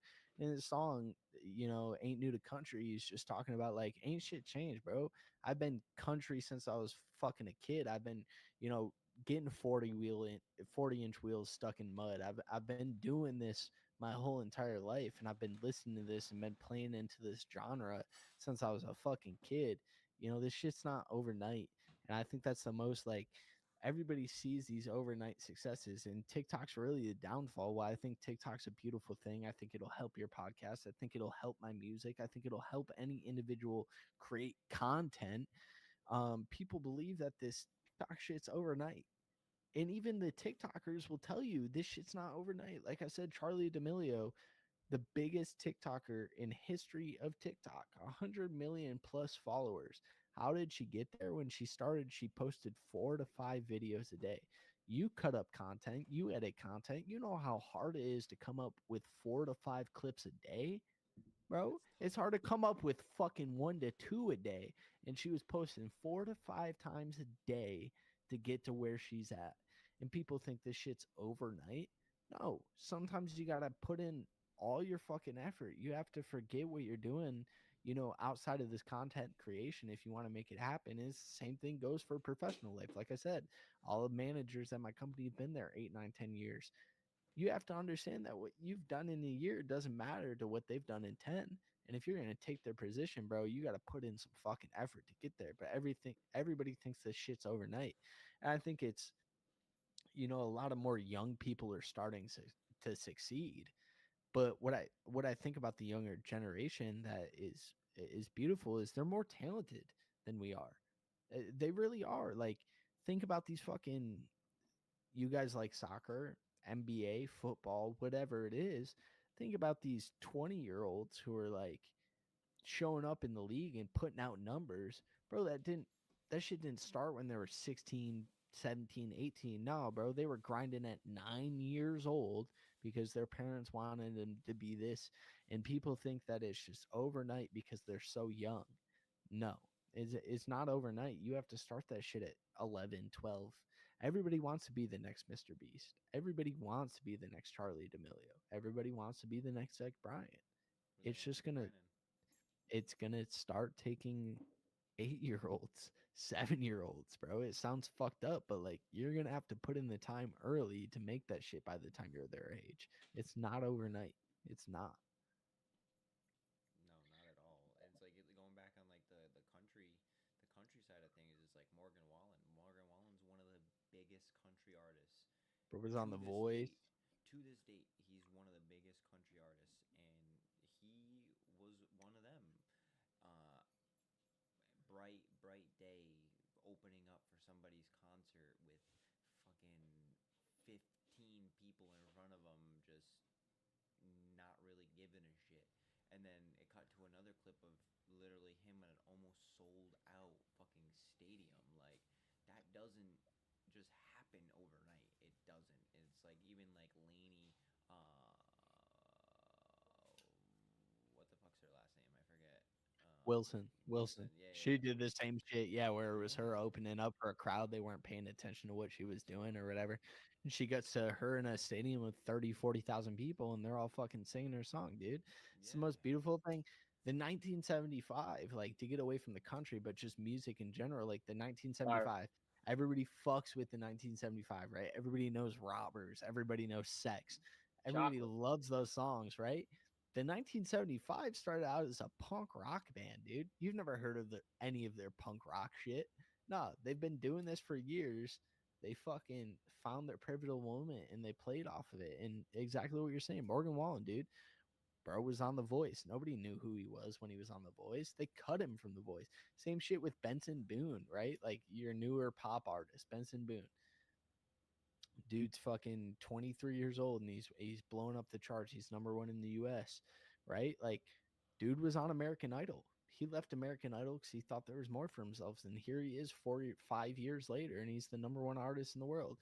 Tate McRae. Tate McRae's been doing this shit since she was fucking 11, dude. She was on So You Think You Can Dance. She won that shit.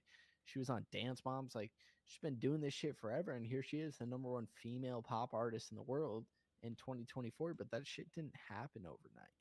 Like even though I'm not really a huge fan of this artist, but like Harry Styles, dude. Like, he went on America's Got Talent. Simon told him better luck next time, and look at him now. It like it literally like that's thing Swift. Like I do not like Taylor Swift's music whatsoever. But look at her. Like Then she had fucking 4 nights at Gillette Stadium, completely sold out every single night. 4 nights at a fucking football stadium, completely sold out.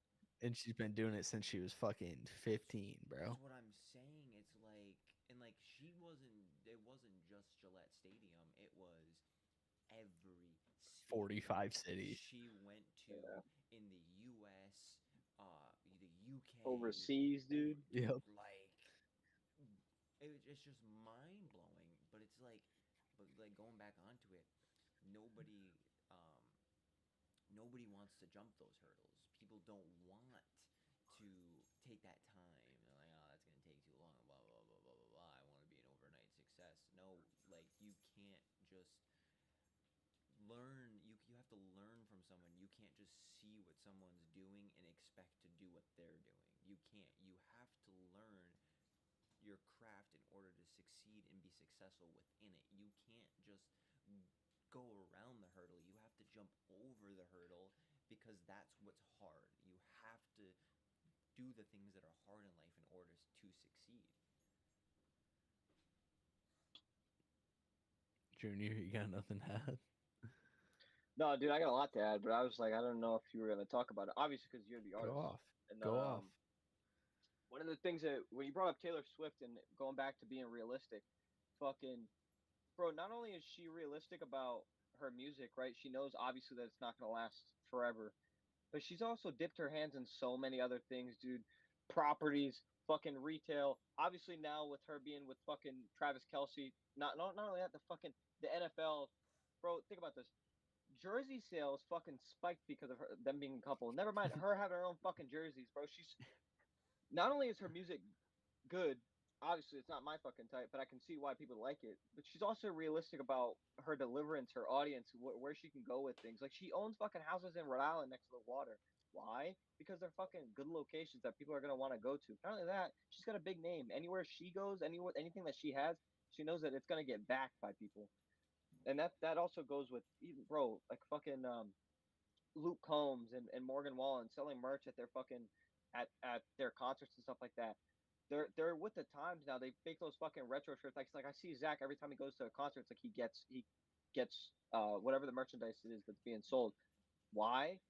Because it's these fucking big artists. They're selling out these shows, and you think that their fucking merchandise isn't gonna sell? Another big person today's day with merchandise and anything that sells all the time. Fucking Travis Scott, dude. Any of his shoes get released, they get fucking sold out. Why? Special edition. And he has a huge name. They go for big prices. Then you got the artists like Kanye and whatever. Like, unfortunately, what happened with the Adidas brand Yeezy, like he doesn't own it anymore now. Adidas owns it. Rest in But pep. he, not only was he making music, but he was a producer. And then what did he venture to? Clothes. Same thing. Kim K. She's got fucking Skims. Like all these people dip into other things because their names That's what will builds a allow brand. them. Will have them be bigger brands. Yeah, no, I think that's a beautiful sentiment. Is that's the other thing is like people don't understand is like it's not just one facet. It's not just me doing XYZ. Paul Brothers is the perfect example, bro. It's like cool, you hit a plateau at YouTube. You couldn't perform anymore on YouTube. You couldn't do whatever, right? So you dip into music, you dip into boxing, you dip into podcasts, you dip into whatever you have to do to Fucking keep WWE. right. And even now, like, bro, like Logan's brought some fucking characters back to the WWE. Like, a lot of people quit watching that shit. I quit watching that shit. But, bro, I see him fucking launching from a rope and meeting another dude in the middle of the fucking, in the middle of the ring, 7 feet above the ring, midair. Like, that shit's entertaining. But you wouldn't have got there if you just thought I'm the best YouTube ever. Right? Like you had to understand that you have to dip into these other facets to be able to perform and exceed my brand and do these things. And people just aren't willing to accept that. Like, unfortunately, I hate to say it, but bro, you're not the best person out there. You're not. Unfortunately, you're not number one. You're not that guy, pal. Like you have to right, like you have to understand that somebody is always going to be better than you. And unless you're willing to chase that person, you're never gonna succeed. Like the Nelk Boys are a beautiful sediment of that. I've been watching the Nelk Boys for fucking ever. I'm from Western New York. I grew up an hour away from the Canadian border. Like I love the Nelk Boys, bro. Why? Because they used to do videos 10,000 views and they were living with their fans. They were fucking going on month-long road trips. They didn't have money to pay for hotels. No, they were staying with their fans, bro, and Buffalo and wherever, and they were road tripping around. And now they're a multi-millionaire fucking business with Full Send and shit like that. It didn't happen overnight. That shit took them years to fucking build and cultivate and find this following who stood with them. You're so right, and like they even have like Happy Dad and stuff like that, like those type. Even like even another group to go on. Fuck, I just had their name in my head. Fuck. Where are they They're from? 5 dudes from Texas. You talk about the dudes who do like challenges Dude and stuff Perfect. like that. Dude Perfect. Yeah, Yeah. yeah, yeah. Like even like those guys, like they did trick shot videos in. Oh, one of them went to the fucking space. Yes, dude, they did trick shot videos in their backyard. One went to space. They hosted a fucking tour. Like what? Like though like stuff like that. It's just like and like it's more or less like I wouldn't like a lot of people I feel like would see it as like oh like really like these people did that like no that I personally like myself like that's inspirational like you see these people do all this stuff like that's inspiration like if they can do it I can do it if I put my mind to it but that's the thing is like people don't want to put their mind to it they just want to do it which is sad Yeah. which is Yeah. it's tough And that's another thing. Like, there's no originality anymore. Like everyone's like try to copy and paste. And like you see it with a lot of the smaller artists that want to blow up quick because so and so did this, I'm gonna do the same thing, and they think that that's why they're gonna blow up. No, dude, there's no originality. Like you're supposed to be doing what like you want to do, obviously, and that's also what's gonna help you in the long run. Like we were talking about clips earlier. Like it's hard to find one or two clips being original. Never mind trying to fucking fake something. Dude, like Right. that's not gonna do anything for you long run, and that also goes back into music. Like obviously, you make music off of what you feel, off of your experiences, whatever the case may be, because that's your music. Those are your testaments. Those are your stories. Those aren't anyone else's stories, and that's why people are attracted to some musicians because they're telling the stories about themselves, and people can relate to them, especially depending on location. Right. I can't fake my story. I can't fake my sound. Zach Bryan said it most beautifully in the song he's got called Highway Boys, where he's talking about like him and his friends have been on the road for years on end to get to where they're at now. And he's just like, I don't recognize myself. I don't recognize the person I've become and shit like that. But one of the main lyrics in that song is they're finally going to learn out the hard way that this sound I got is mine, man. And you've seen it now. Like a lot of people try to replicate his style. And I'm not trying to hate on anybody. There's this kid named Eddie Flint. Eddie Flint is blowing up on TikTok. His music's good. Um, but funny enough, he's a kid in the Navy who makes country music. You know who the kid in the Navy who was that made country music? Fucking Zach Bryan. And I'm not saying you're ripping off his sound because your music's original to you, but like exactly what Zach Bryan was talking about, like the sound I got is mine. Like the reason you're not, you know, the best you can be is because you're not originating it to yourself. You're following in my footsteps. And as long as you follow in my footsteps, you're never going to be what you want to be because you're just chasing what I have. Find that peace within yourself, find that goal within yourself, and achieve that shit. And I think that's one of the most beautiful lyrics of all time is the sound I got is mine, man. Is like we grow up in this culture where like again everybody's trying to be, you know, the next big thing or the next it in the way you got that way wasn't by your own creative ideas. You followed everybody else's footsteps. You're following Mr. Beast videos to a T. You're following Logan Paul's videos to a T. You're following Zach Bryan's music to a T. You didn't come up with your own creative shit, and that's why you're not blowing up. The artists I love most, and people think it's crazy, bro, but I love these smart artists. Arden Jones is a big one of it. Like the reason I'm so proud of that kid's success, 3 million monthly listeners, everybody's like, that's not big, but the kid did it his own way. He's made fucking pop music. He's made EDM music. He's done everything his own way. And he's finding success in his own way. Where if he had just stuck to one lane and fucking followed somebody else's career, sure, he might be more successful, but he didn't do it by himself. He followed somebody else's creativity. And as long as you're doing that, you're not like doing it in the right way. I don't think you should find success in that because you're just following somebody else's footsteps. I feel like that's a good segue into obviously your career and what you make, especially because we haven't dipped into it yet. So with that being said, I mean, like, do you want to get into what kind of music you make and what transpired? Yeah, yeah, yeah. So the music I make, and again, it's all just like I spent the last year and a half not releasing any music, and I think it's because I was trying to find my own sound. I wanted to find what I sound like. I learned singing, okay, and this sounds weird, but like I started liking music because I grew up. I played sports, but I was also in the drama club. I was like in one of the only towns in our area where you could be the captain of a soccer team and be the lead role in a drama club, and it was acceptable. Like everybody else would have got fucking bullied. Like, oh, you're the lead in the drama? Nah, that's weird, bro. Like my junior or senior year, I think it was my junior year, we ran this play, and after our practice, which was like, dude, I would go to fucking basketball practice 3 to 5 p.m. and then go into drama practice 5 to 9 p.m.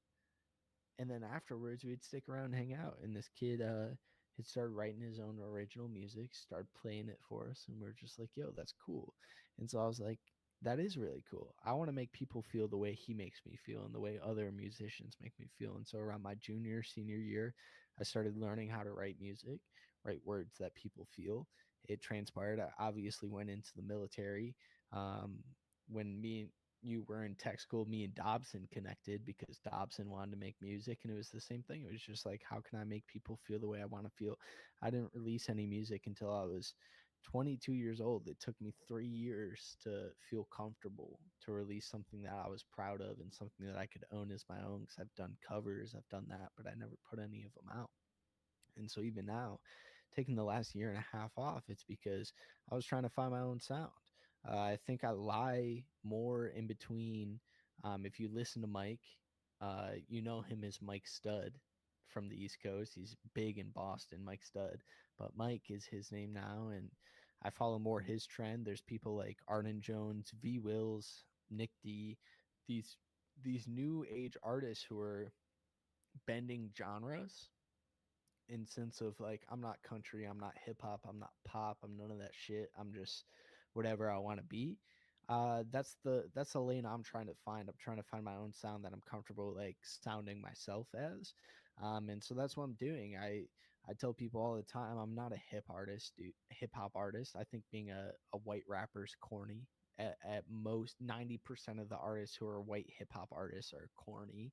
I think you can't find your own lane because there's not much to talk about. So I don't want to be known as a hip hop artist. I make, poppier music that has a little bit of country sound to it and it's a little hip hop. And I tell people all the time, I just want to go into the studio, bro. And if I feel like making a fucking folk country song that day, I'm gonna put it out. If I want to make a pop song that day, I'm gonna put it out. If I want to spit some bars that day, I'm gonna put out a hip hop song.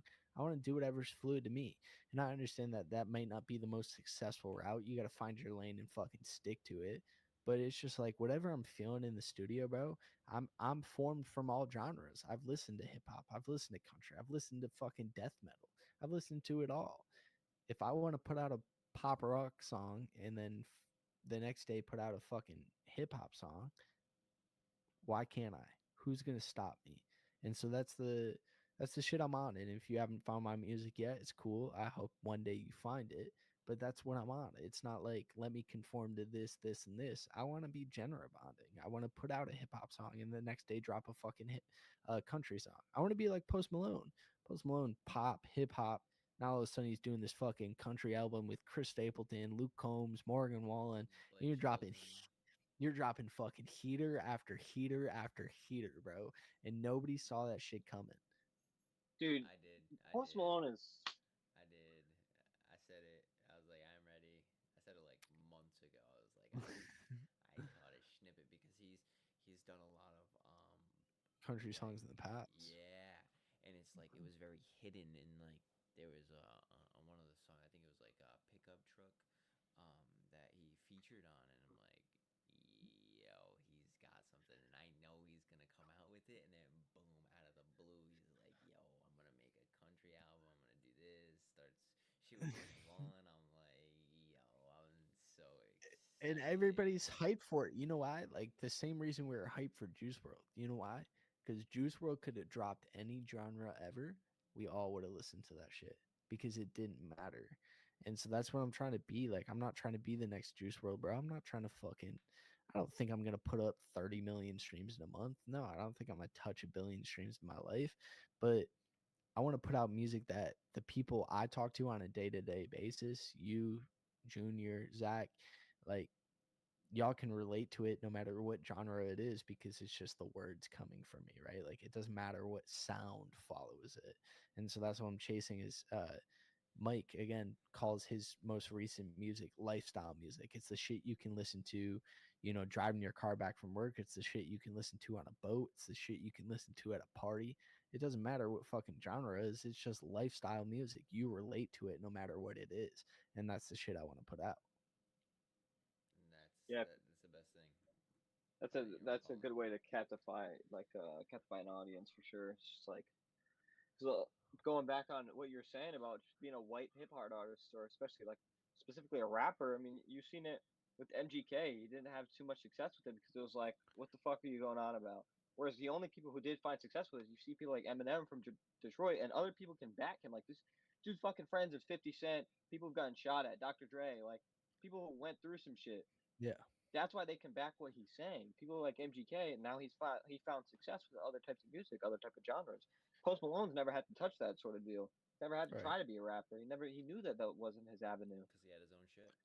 Right, and you follow that, and it's just like the same sentiment's true to me, dude. I grew up in fucking rural country America. Like, I'm not gonna rap about being involved in gang activity. Nah, I wasn't a part of that life. Like, I'm not gonna lie about that shit. The music I put out's authentic to me. When, like I said, one day I might put out a fucking country song because that's the avenue I grew up in. Everybody listen to country music. Everybody, like that's the way they live their lives. I'm not that country, but like don't be surprised if it happens because it relates to the people that understand me and where I'm from and like they're just kind of in the in-betweens. And like you said, Post Malone did it beautifully. It wasn't like I'm gonna release like everybody knows Post Malone from fucking White Iverson and Celebration, which were like hip hopier sounding, right? But it's like he didn't grow up in the hip hop crowd. He doesn't know nothing about that lifestyle. And so he didn't fucking chase that bag. He went straight to the pop scene and now he's going to the country scene. And it's beautiful. Bro, you just see his personality too, like within interviews and stuff for example, that interview that he did, I can't remember who exactly was with it. They were just trying to it was one guy specifically just trying to fucking shoot him down.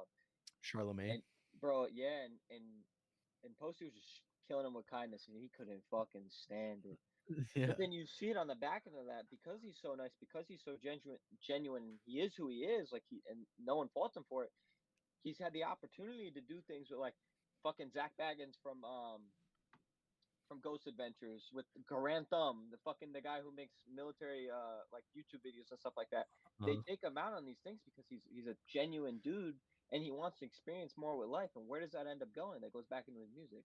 right. And I think the greatest sentiment of all time, I think the best artist, I don't know if you guys know him. He's from the East Coast, but his name's John Bellion. And Bro, Love fire. him. John John Bellion is the greatest all-around artist of this fucking generation. Producer, He's so good musician, at it singing. doesn't matter what it is. You're right. Like John Bellion's been releasing music forever. He put out some pop shit, right? It went viral back in 2014. He put out All that time song. low. Yep, he put out All Time Low and that shit was playing. His next album, he dropped some hip hop shit because that's what he grew up on. That's what he likes and that's his sound. And it didn't receive so well. And he was on interviews and on podcasts talking about like, bro, I'm not trying to be the next Justin Bieber. I'm not trying to be Billie Eilish. I think those people are sad. Like they don't get to control their own lives. It's like I want to live in New York. I want to live with my parents. I want to be a part of my sister's life. And I just want to make music that makes me happy. His ultimate goal is to score Disney movies, bro. He wants to make the soundtracks for Disney movies. And here he is fucking the number one artist in 2014, probably. This year, last year, the 2020s, he's put out the number one songs of the year. He produced all of Justin Bieber's album, all of the Jonas Brothers album. He writes half the lyrics. He wrote Monster for Eminem and Rihanna. Like, and a lot of people don't know that. And they're just like, who is this John Bellion guy? And it's just like, dude, he's the most profound artist because he didn't stick himself in a box. He didn't say I can only do this or that. I'm going to stay true to my values. My family's important to me. I want to be around my family. I want to live in New York. I don't want to live in LA. I don't want to chase this shit. I don't want to be famous. I just want to do what makes me happy. And it's the most beautiful thing ever. That's literally what Raz said. Literally said the same thing, basically word for word, bar for bar. He said that like he's like, as long as he's like I'm at the point where it's like I went to LA, I went to Miami, and like it was fun and all, but it wasn't really for me. I did the partying and I didn't get to experience all that I wanted. I didn't get to capture it. And in return, all I ever wanted to do was come back home and be successful in game, but around my family. Right. And he's like, but then I can have this fun with the childhood friends that I had who've gotten me to this point. And that's why like people like him, people like John, people like you, like these are the people that deserve to be successful because it's not about chasing the fame. It's about chasing what you love and then bringing it back home to where you're from. Because now, like it goes to a point where it's like a lot of what today's society does is gatekeep success, where it's like I'm not going to give you the blueprint about how I got successful, but I will help you. Yeah. And that's And that. That's finding the originality. And that's what I find beautiful. Like, we started this podcast off talking about Chris. Like, Chris said it himself, like, bro, if I get the chance to be in the UFC again, cool. If I don't, cool. Like, I did it. I did what I wanted to do. I'm just a crazy motherfucker who likes being punched in the face sometimes. Like, it's the most beautiful form of simplistic art. It wasn't, I'm chasing the bag, I'm chasing the success. No, it's just like you did it because it's something that saved your life or made you happy to chase. And you did that shit and you did it on a top tier level. And if you don't get that chance again, it's cool. And that's why I said, like, kudos to Chris. Like, because at the end of the day, he said, I'm 31 years old. If I don't get another shot, it is what it is. I got the shot. I had it. I did it. You know, I may not have achieved all I wanted to. I didn't show up the way I wanted to, but I did it. And that's all it is for me, like on the music standpoint. And that's why I hope my fans resonate with, and I hope my growing fan base resonates with. It's just like, dog, you don't have to be fucking number one. It's not always about being number one. It's just about spreading your positivity with people, or your outlook with people, or your creation with people. That's what music is. Music's not like, at least for me, like some people out there are chasing hits, number ones. I want plaques, plaques, plaques, plaques. For me, when I sit down and write, bro, like I could make a hip hop song. I could make a hip hop song that's not about my life. I could rap about some shit and it would probably do decent, right? But that's not me. That's not the life experience I lived. And so my music's just like the situations I'm going through, whether it's with women, whether it's with my family, whether it's where I'm at in life. That's what my music is about. Whether it has a hip hop soundtrack, a country soundtrack, a pop soundtrack, it doesn't matter. It all relates back to me as a person. And I hope that's what my growing fan base and my fans now see is like, there's nothing fake about it. Everything I say is just like shit I've lived. And either you resonate with that or you don't. Amen. That's fair, man. Truly, truly. And it's like it's perfect, man, because it's like you can appreciate when someone does something original. And that's what I think this podcast is, and that's why I love watching it. Is it's like, bro, you've had videos with fucking 80 views and you've had videos with 500 views, but like every situation's authentic, every conversation's authentic. Not like we started off this conversation like I was thinking, how is this podcast going to go? Are they going to want to talk about what I want to do in music? Are they going to want to talk about this, X, Y, and Z? We got on this podcast and we instantly jumped into politics, not because it was like, oh, this is a hot button issue, but it was just like, this is something that's all on our minds. Yeah, And that's what like say. a lot of your earlier videos and even videos now is it like, it's just you sitting down with friends talking about the shit that's going on in the world and what you think about it. And that's authentic as fuck. It's not like, how can we get the most pressing story? How can we chop up the best clip? What's the best fucking montage? No, it's just like let's sit down and have conversations with our buddies and see where this fucking thing takes us. Exactly. It's the beauty Exactly. of it, man. That's the best I've learned that we've got a lot of respect from it too. It's like it's not about the views, it's about the respect that we've gotten out of it, because a lot of people, like we were going back to earlier, it's like everyone's so sheltered, and it's like they don't want to talk about these things and they're afraid to, but then people come on our podcast and people get to talk to us and they're like, wow, all right, great, I'm glad I can talk about this now, or I'm glad you guys are talking about this. Where it's like, dude, why the fuck are we going to be filtered? When the fuck did we ever reserve the right to be fucking filtered? It's not really how the nation's run. It's not how we are as people, and that's not how I'm going to be treated, or I'm not going to treat anyone else like that either. And I'll be damned if I fuck sometimes going to shut my mouth and tell me I can't talk about something. Hell no, dog. What are you talking about? You shut your mouth. If you don't want to fucking listen to what I'm saying, then you don't have to. Right. Like, And that's no one's like holding a gun to your head. I'm gonna fucking like I said, after this podcast I gotta record a 8 minute long speech for my communications class, and it's a persuasive speech, meaning you should, you know, imply things that people should follow. And that's what I'm gonna talk about. It's just like that sediment right there of just like, bro, I'm gonna say what I want to say, and whether you agree with it or not, who gives a fuck? Either you're gonna tune in or you're not.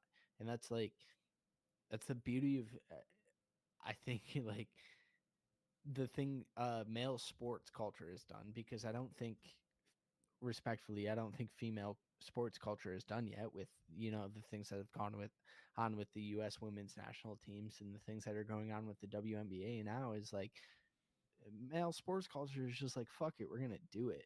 And with cancellation culture, like, bro, some NASCAR driver said this shit the best back in 2020, and I think it's the most beautiful sentiment. Is like, back then they couldn't talk about what they wanted to talk about. They couldn't talk about their own views. They couldn't talk about what they thought about the situation that was happening back in 2020. You know why? Because their whole fucking reputation was at risk. And as soon as their reputation gets ruined, their career is ruined. And we've seen it a lot over the last month with fucking Harrison Butker. Like, shout out Harrison Butker, dude. Bro was speaking his own mind at a venue that had people of his own belief, and he stood on his beliefs and he spoke about his beliefs and what he believes to be true. And the people resonated with that or they didn't. And social media fucking blew up and was like, how dare this $1 million athlete who kicks a fucking ball, first of all, kicks a ball better than anybody else kicks a ball. Okay, I just want to be clear about that. How dare he fucking speak his mind and have his own views that don't conform with how I feel? Fuck that, dude. That's what everybody should be doing. And that's why I'm so scared about. And I hope people like John Belly and Zach Bryan and other artists feel this pressure. I hope they feel bad about speaking their mind. And that's what I'm so scared about. What if I become famous and I say the wrong thing? I've done some fucked up shit in my past. I have no problem, you know, admitting to the wrongs I've done. I hope that one day if I do become famous, that shit doesn't haunt me. And I hope I can speak freely about it and move on. But like a kid like Harrison Butker, who's just speaking his own Christian Judeo views at a Christian Judeo college, is now getting torn apart on social media for what he believes. And I hope by the time, if I do become famous, that shit's acceptable again. Because again, I've made a lot of mistakes in my life. I'm 23 years old and I fucked up a lot when I was 19, 20, 21. And I accept that shit. But like, I'm going to live with the repercussions of that. But I hope that one day, if things do work out the way I want them to work out, that shit doesn't haunt me. I hope I can just speak my mind freely and be like, yeah, this was the situation at hand. But nobody's willing to listen to anybody else. They're all caught up on their own personal views and their own personal beliefs. And I think this was wrong, so everybody else should think this wrong. Cancel this man. Kick him off the Kansas City Chiefs. For what? For him fucking speaking what he believes to be true, the same way that you're speaking what you believe to be true. I've said this shit over and over and over and over, bro. But like, the number one thing, shout out the LGBTQ community. Like, I have no problem with them. I have friends who are part of that community, but a lot of the radicals in that community are upset that they can't change anybody's beliefs. Bro, I'm sorry. Fucking my grandpa, who's been living on this year on this world 85 years, isn't going to change his fucking beliefs to that. And you just have to accept that. Okay, go about your life, do what you want to do, be who you are within yourself, and understand that you're proud of who you are, and understand that your friends accept you or whatever. But you're not going to change this random 85-year-old fucking man's world belief. It's just not gonna happen. Accept that shit, deal with it, and go on. And it's the same shit with Harrison Butker's speech, bro. Like, you've been on this planet 20 years as a woman, and you think there's more to your life than becoming a wife and a mother, and that's beautiful, cool. I want you to have more for your life, but at the same time, don't shame the dude for thinking that his wife's biggest accomplishment is becoming a homemaker and being the mother to his children and being his wife and taking care of, the other things. Like, you don't know his life, you don't know his wife. Why are you fucking speaking on his ideologies?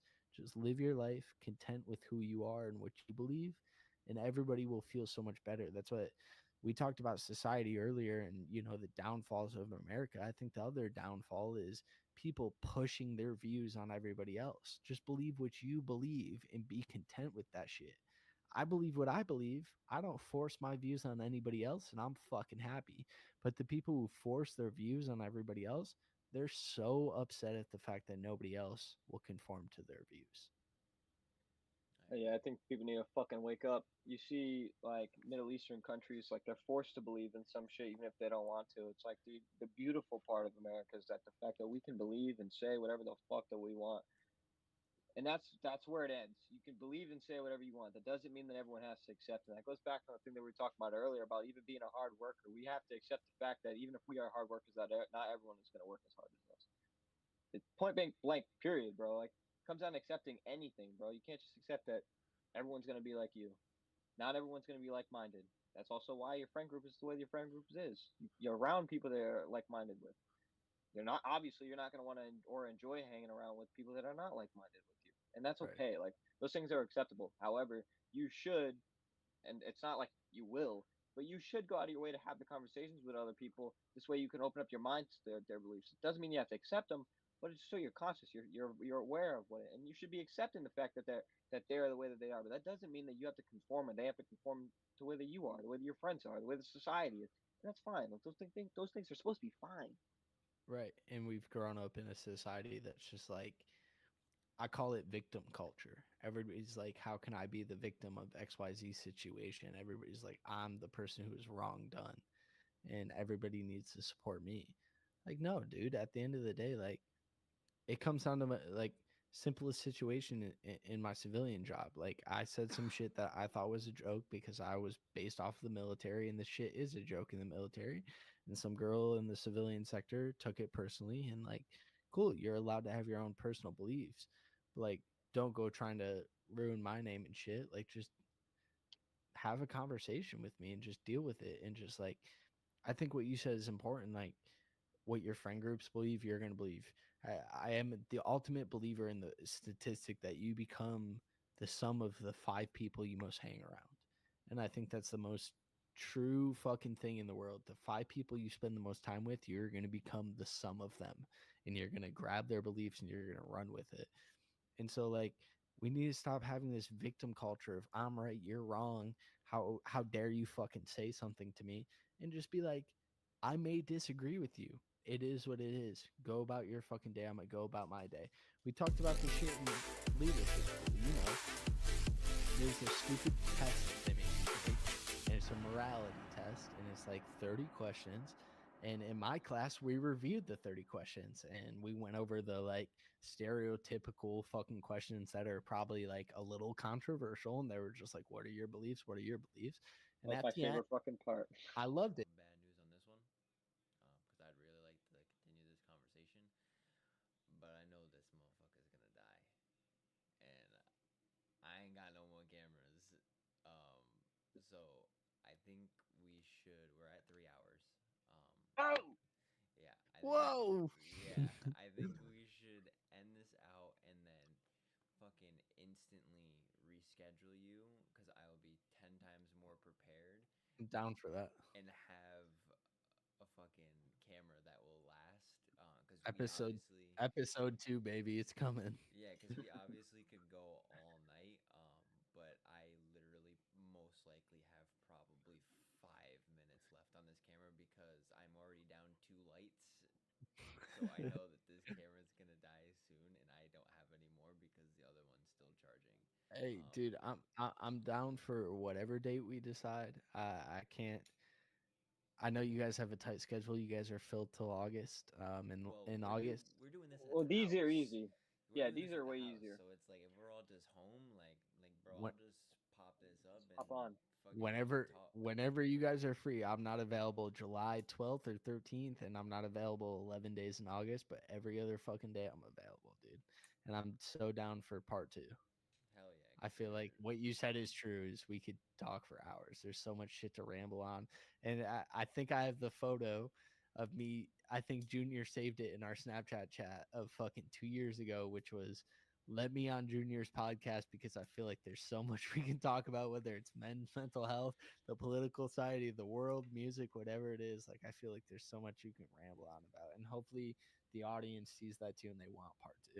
Oh, definitely. And I'd love to be able to talk about you more come the next episode because we obviously, like you had said, we jumped right in and it was like instant conversation. It was cool, clean, and it was just 3 guys just talking about whatever was on their mind. So I definitely There it is. There it is, baby. I said it. Trying to figure out a way on Junior's podcast, baby. Yeah. Hell yeah. Hell yeah. But I know I'm on borrowed time right now, so I'm gonna end this out. Obviously, brother, thank you for taking the time out of your day. Literally, you came from work, jumped on. I hadn't like when I came home, Junior was like, "Oh, you're like," he said, "You're ready," and I'm like, "Yeah, I'm just pulling into my driveway. I didn't get home for 14 hours that I've had, and like I know we've all had long Oh shit, that days got and, dark. like, yeah, I'm on borrowed time too, my friend. It's like we've all had long days, but like the fact that we made this work and it all worked out good. But 3 hours in, we got another episode that's probably gonna be another 3 hours. So we have a lot to continuously talk about. But thank you It's- for obviously coming on, brother. No, thank you guys. I appreciate the opportunity. And so you guys hear that. That's part 2 coming on the way, whether it's virtual or I may just fuck around and buy a flight to Rhode Island. And we can film part 2 in person. Hey, whatever works. We can fit through schedules. Whatever works, brother. But Alright. obviously, guys, if you guys enjoyed today's virtual podcast, make sure to leave a like, comment, and subscribe down below. I know, obviously, like my screen's a little funky. There was a lot of technical difficulties in the beginning. This was a very last minute. We were supposed to have somebody else on, but I'm glad we had what we had today. Junior's in some type of world where it's nice, sunny, and bright, but where I am, it's not nice, sunny, and bright. Hey, it's so, you still see this bright. window It's right still here? It's bright. right here, baby. It's still bright. This motherfucker's house. I'm in But, Dio Gardi's living room. but yeah, obviously, guys, if you guys enjoyed today's podcast, make sure to leave a like, comment, and subscribe down below. We'll catch you guys in the next podcast. Take it easy. Peace out. We used to get fucking victory royales in science class. Dude, that was so fun. Get off your phone! No, Nah. no shot. Glasses on. I'm good. Kid, you I am in the bush right now. You're waiting. Logan Paul's on it because WWE is a great marketing company, and they Oh, brought yeah, one of it the biggest social media stars that can actually perform Hey, he well is into the very athletic. WWE. Oh, I recognize you. You're from the Low Gravity Podcast. Oh, in public? Yeah, I was like, Running down there. I'll slap you, your mother, and your father. favorite. It's gonna be my favorite. Spit it out, Junior! Oh my god! No, that was me. You guys have I did. I watched the fucking highlights. I didn't watch it live. I watched the full. I was We were- very we were upset. playing a game. I was No, I very, watched the- very upset. I watched the full. Of what? Yeah.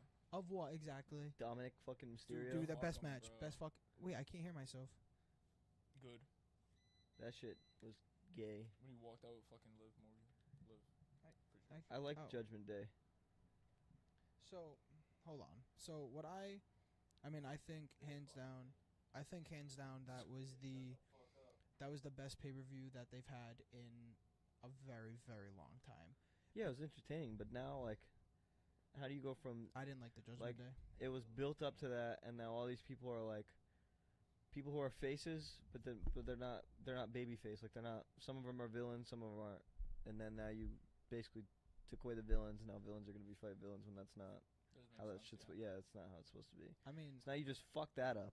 So now who's gonna be a face, and who's gonna be heel, And then on the back end of On the that, face. Roman Reigns comes back, and then it's like, okay, great, but what else is gonna happen? He shouldn't have came back. I was predicting the whole time that that match was gonna happen, and then Jacob Fatu was gonna come out, and then I was thinking that Jay was gonna come out. Jay was gonna fight Jacob, and then it was gonna be them four: Cody, KO, Pardon me. Randy Orton, and then him, and then obviously the Bloodline. But then that's kind of where it stopped. And then I wanted Jimmy to come back for some reason. His music hits, and possibly he joins Cody's team instead of the Bloodline after what happened, and then Jimmy and Jay would go back to the Usos. But I sat there and thought about it, and I was like, there's no like storyline. That's that what I'm would saying, like, do they for just- that. They just came out. They split up a group of fucking villains. Mhm. Then they came out with just Roman Reigns with no other substance. Yeah, like no Paul Heyman, which was Yeah. weird. Finn Balor, that shit kind of that aggravated me because it's like I was like, where the fuck are the rest of the guys? Because if everyone's in on this, where the fuck are they? Gunther being a champion now, that aggravates the shit out of me because who the fuck's gonna fight him next if now homeboy Damian Priest has to go figure out what the fuck's going on with them? So it's like, all right, now what? What's the deal here? Logan Paul losing, that's about fucking time because he barely shows I up. was so happy about that. So like, why give someone the United States Championship when they're never around? I mean, Roman Reigns was champion for 1,100 and something days. Because he was never around, and which he is was like, never around. yeah, and that's my point. Like, take away the people who are never around, take away the fucking belt. But I don't like the storyline with Cody right now. I don't like how he's there every single Friday. He's there constantly. He's always on the show. There's not a single day he's not on the show. I don't like that because I just feel like every SmackDown is him. There's other people on SmackDown, other championships on SmackDown that they don't really look towards, and it's only him. Now on Raw, it was the World Heavyweight Championship. But when Seth lost